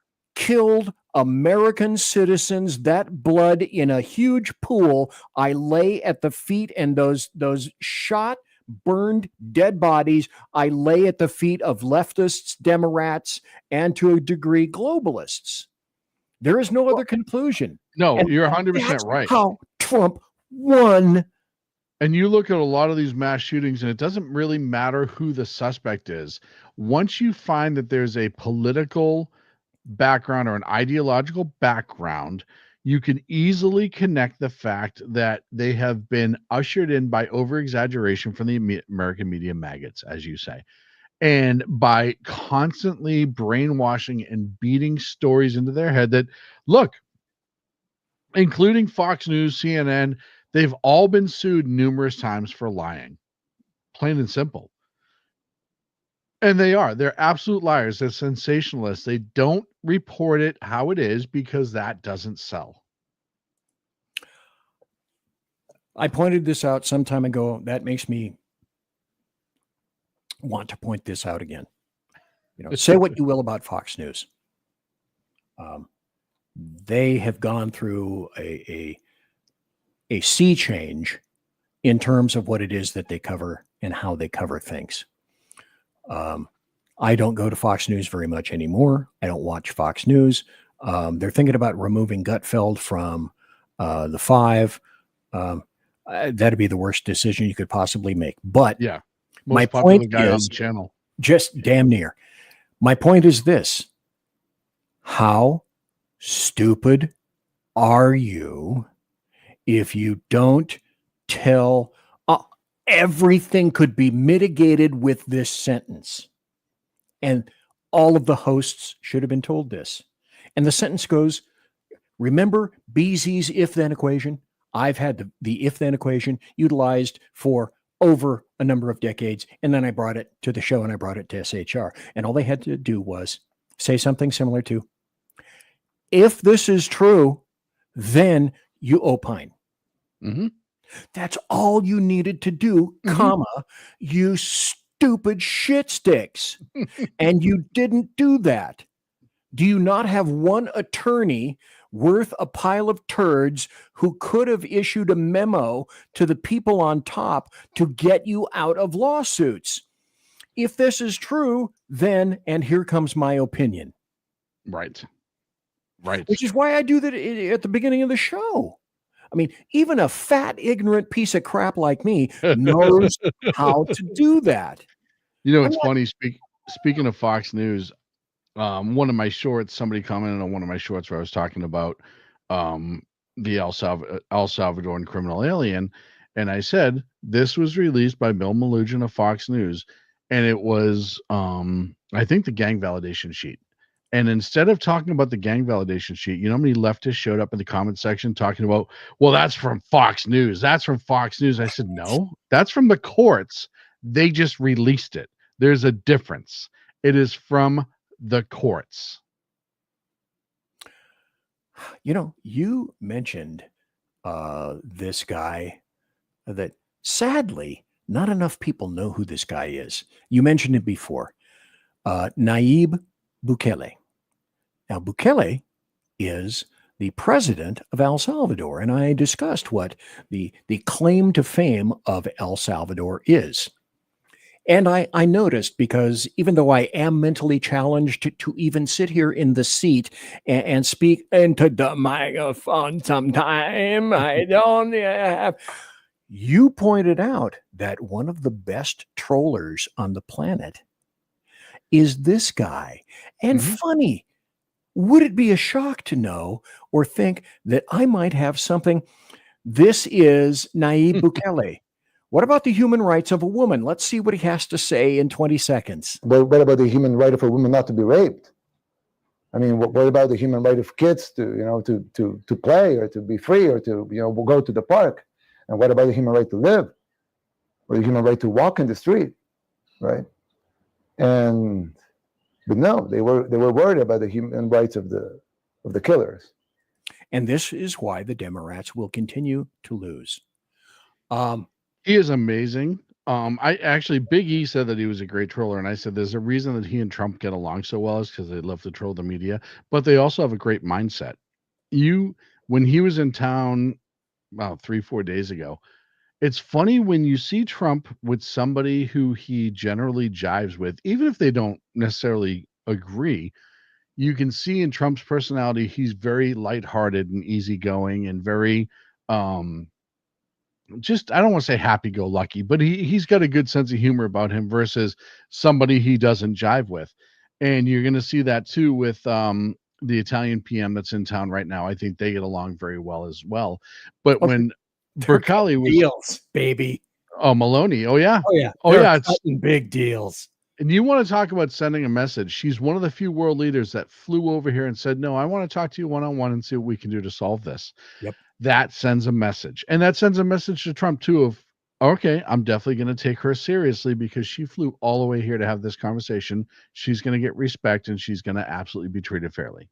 Well, one of the things that the feds do, and they have a great way of doing this, and in an interview room, I would do it too when I had some kind of an advantage, is talk to a suspect if you have an array of suspects and say something similar to, well, first in gets the best deal. Mm-hmm. So you talk to me now, and we might be able to do a deal. And by the way, my partner is talking to the other guy in the next room over there. And if that guy goes for the deal before you do, that guy is getting the deal. Do you want to talk to me now? And the same thing has been occurring with regard to Trump. I don't know if I can even find it. Maybe for the next show. But basically, there was an article that came out. And it's like from the files of Captain Fucking Obvious. Trump may be in negotiations with all of these other countries to put a squeeze on China. The way it was written was in terms of, why would you possibly want to cut off China at the knees? And we don't get our little flippy, we don't get our buttons like this that say hype for 42 from China. cents. And you know what's funny is they don't see the end game, which kills me. If you have a weak economy in China and an economy that just crumbles, guess what China can't do? They can't invade Taiwan. They can't spread influence throughout the world. The communist evil regime that kills people left and right that they don't agree with will then be pushed into essentially irrelevancy. And maybe, just maybe at some point, that could cause a regime change. It seems to me that the lost wanderer, and I repeat repeatedly, all who wander are not lost, may have a thingy for the Italian PM. Not sure. Don't quote me right there. Oh, I do too, though. But yeah, her hotness happens to be, you wouldn't say that, and I wouldn't say that, and LW wouldn't say that unless there was some veracity. Look, on top of her physical, her not just her ideology, but just how she carries herself. No, I bet with a glass of your favorite whatever, she would be an interesting person to sit down and just chat about. If for no other reason than the travails and the bullshit she had to get to be where she is now. Yeah, don't get me wrong. I think that she's a very intelligent woman. I think she's a very capable woman. I think she's a strong leader. There's some things I don't agree with that she said and done, and that's okay. I don't have to agree with everybody. But yeah, I would 100% sit down and have a chat with her and just see what makes her tick. Oh, it would be wonderful. So it's time to go nighty night. Bye-bye. Hasta luego. It is. And all the guys are spun up about Prime Minister Maloney now. Oh yeah. Okay, there's Lost The Wanderer chat rooms again. come alive. Yeah, it's like, ding! Hello, you're talking about. You know what's funny is like at the end of a show, your chat room starts to die off because it's getting late and people are tired and they've chatted all night. Just like your chat room's been amazing tonight, they've been awesome. Usually it slows near the end. You start seeing the goodbyes. People are saying bye to each other, whatever. Not tonight. Tonight, it's all about Georgia. She is just blowing up the chat room. That's right. Like the Beatles said, it could be all about Norwegian wood, but I wouldn't know anything about that. So, Whiskey Dale's going to pop up there, I think. I see what you did there. Yeah. I see what you did there. Just saying. So, if you would, because I'm going to have to go soon, very soon. Bigly soon, huge soon. It'll be so bigly. soon. It's the biggest soon that you've ever seen. The best soon. The ever. best soon that anyone's ever seen ever on this It'll be planet. bigger and better than soon. Any soon you've ever seen. We're Soon. going to build back soon better than the Biden administration ever sooned ever in their life. You can't believe the soon that will occur soonly. So, Sackhead Sean, tell us. Yeah, okay. Good point. You can't see me sitting. I could do it down here. We're gonna go soon. It's gonna be late. It's gonna be amazing. People are gonna love it. The soon is gonna sooner than any soon is ever soonest. That's right. So, if you would please, Monday. He's still on this kick. Look down below. This is from Lost Wanderer. Oh, Lost Wonder is amazing. Absolutely amazing. So Monday and Wednesdays, 8 p.m. Pacific, 11 on the East Coast. The Edge of Liberty is the name of my show, and you can catch it on X, YouTube, Rumble, Twitch, and Facebook Live. And if you don't get that, I'm on Apple Podcasts, and I am on Google Podcast and Spreaker, and you can catch it all right there. These guys are going nuts. It's just awesome. Thank you, BZ, as always, for having me. All you guys and gals that have been in chat tonight, they deserve a ding. Oh God, yeah. Where am I? The chat room's been off the hook tonight. Oh, well, that was crappy. What the hell? Send it again. God dang. Okay. Tomorrow, every Monday and Wednesday, Whiskey Dill. Every Monday and Wednesday, 8 p.m. Pacific. Yep. And there we go. And let me see. Today's Thursday. What show do we have tomorrow? So tomorrow morning you have tomorrow afternoon, tomorrow night you have Jersey Joe Reaver Common Sense, 6 p.m. Tuesday and Thursday afternoons at 9 a.m. Pacific, 12 on the East Coast. You have Mission Ready Men with Big E. Monday and Friday, 6 p.m. Pacific, 9 on the East Coast. You have the Reaver Common Sense with Jersey Joe. Ha ha! And there we go. And Mission Ready Men and everybody who was here tonight. Thank you ever so kindly. I'll be cogitating over the weekend, and then Monday, not Sunday, but Monday.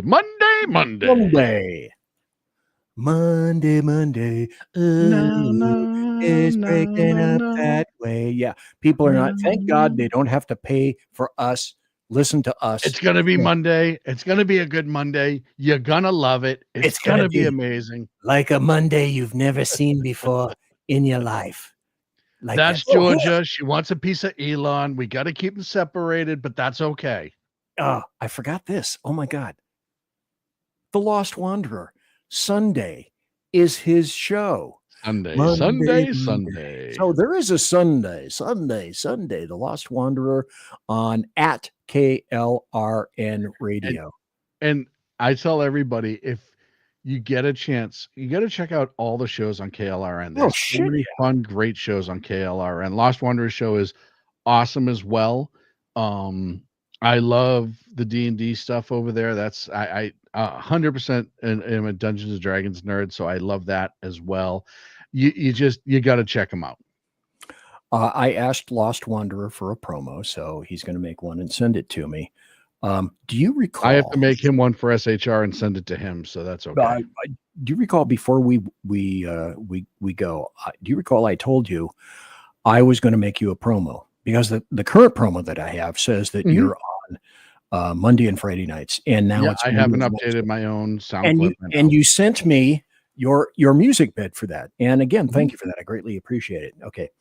Would you believe that I hired two separate voices to porn stars do your voiceover? Both came back and I hated both of them. No way. Yeah. So because they sound, when what they sent me is not what I asked for.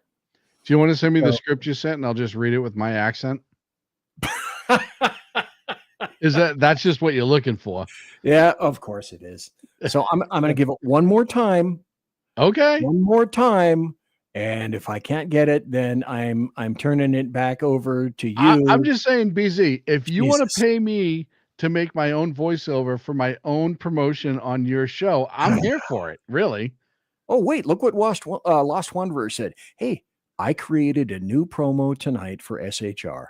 Yeah. So God bless you, sir. Awesome. God bless you. We appreciate that. And everyone, reach out to me this weekend because I get time this weekend. We can collaborate on a few things. Okay. That's a good idea. And, what the hell? Let me just admit it right now up front. I am going to ask for one more voiceover. Why don't you just see if you can do one? And if it it's up to your satisfaction. I'll wait for this guy to come back, and then I'll play it to you, and then you decide which one you like. Send me the script. Yeah. Send me the script. I want to do it in how you want it to be done. Oh, actually, I just took the script that you had.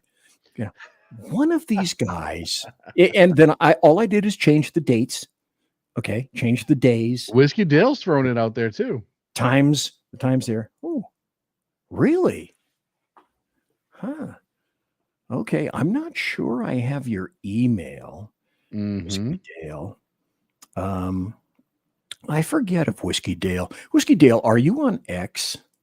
Because if you're on X Twitter, I can send you a message, and I could even go so far as to send you the script, and then I'll have you vetted professionally and seriously by this gentleman over here, and he'll see if you make the grade. He says, I have a mic. Whiskey Dale at 2, the number 2 against tyranny on X. If you want to send me a message and we can connect. Okay, at Whiskey Dale. All right, cool. Well, I went overtime, but I had fun doing it, and I always have fine. Fine. I have fine. You have a fine time, is what you were trying to say right there. Yeah, nothing like fine fish steins at fine steins fish spines. Okay, now go ahead and say that 3 times very fast. I'll have a new garage band for you next week. I was going to say that was not my garage band. So wait a minute, Sean, professional lost wanderer. You injure me. You know what's funny you injure my is soul. Everyone sees this side of Sackhead Sean, the guy who's slipping bourbon and having a good time in the show. BZ will tell you, watch me at events. Watch me when we're actually producing. Watch me when we're at like things like Freedom Fest, where we're going for 3 days in a row, and I am cracking whips on people to be on time, make sure things are I can be professional. I just choose not to be on a regular basis. Well, and it's not the soul shindig anymore. We all have jobs and work and paychecks and bills and all that stuff. I'll tell you what, though, I do miss those days, man. I miss those days when we were going to events. I miss those days when we were covering. So some of my funnest memories were at Freedom Fest when we were just having a blast and knocking out 20 interviews a day, and it was a good time. You want to hear something really weird now that you reminded me of that? Guess who sent me a message through X? Who? Noreen Dillon. Me too. And said something similar to, you guys were so much fucking fun. Okay, she didn't say fucking. No, she would never, ever. She's too nice. You guys were so much fun. I want to know if you're coming back. And I said, well, in the immediate future that I see, I don't, that she sent me that? Yeah. Oh, 4 or 5 days ago, maybe a week ago, something like that. And then we had a great tete-a-tete back and forth saying, okay, we love doing this. You were a ton of fun. Freedom Fest was a ton of fun. Sackhead Clint, he's doing something else. You're working. I'm not even in the SHR studio anymore. I said, but if we could somehow manage it, to go back to a Freedom Fest. Oh my God. In a second. That was a ton of fun. And, hey, I was only privy to see some of the people that were there. I only worked Freedom Fest with you guys at SHR for 2 years, but we saw Ken Norton. George Foreman. I'm sorry. George Foreman. Why did my brain go to Ken Norton? I do not know. I don't know where you're going with that, to be honest. I don't know. So we saw George Foreman, John Stossel. We got pictures taken with Larry Elder. Michael Medved sat down. Mr. Forbes, Steve Forbes. Steve Forbes interviewed with us. Back bourbon with Steve Forbes in front of his bodyguard. And I still have the wooden case from the bourbon that the bourbon was in that he signed. I still have that here somewhere. Yep. Yeah, I bet it's right behind you on the bookcase somewhere. Actually, I think I sealed it so it doesn't rot. Damn it, Jim. And then you also saw some guys yourself. Who's the guy from Peranto? Chris Peranto from Chris Peranto? Benghazi. Yeah, he came by and you guys chatted. Yeah, I covered Trump when he was there, and we all thought he was going to talk about business, and he was talking about immigration. And that's when I said on the air in one of our live shows that night, I said, I think Trump's going to run for office. Because he was supposed to be there for business, and he gave a speech that was unbelievably political.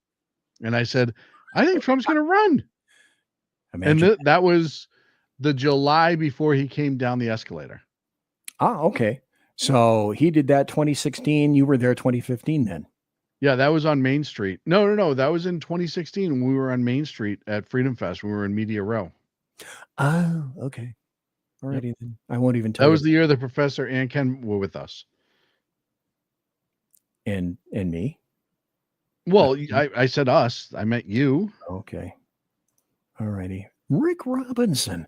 What the hell? Rick Robinson is still here. Rick Robinson. It's 1:12. No, I'm sorry. It's 12:12 where you are right now in Central Time, and you are still up.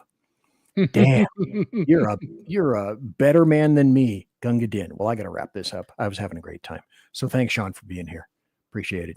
Hey, I will tell you, it's always a pleasure, sir. Thank you. It is always a pleasure. And with me, I got to go. I got to leave. I got to do this. I got to play this. And then I'll be hasta la bye-bye. Something like that. Conservative media done right. You're listening to the SHR Media Network. And that's where we are right now. And what?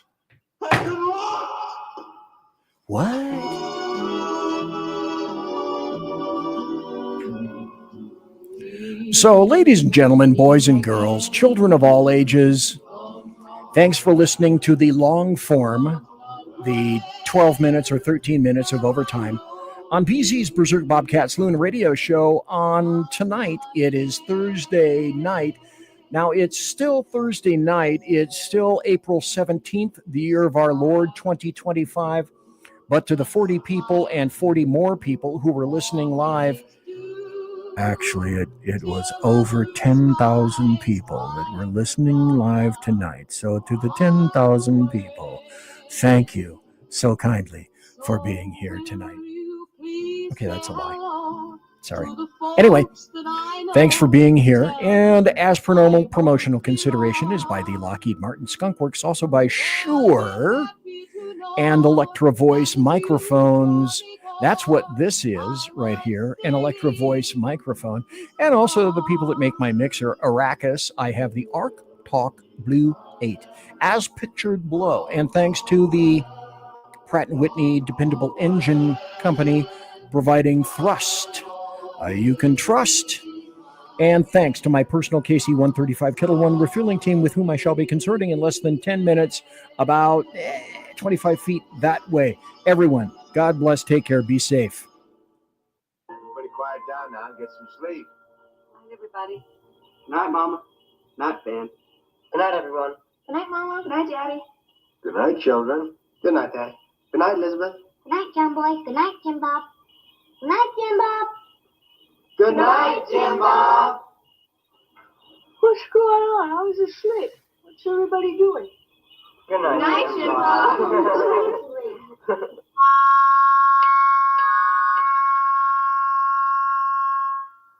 Good night, and good luck.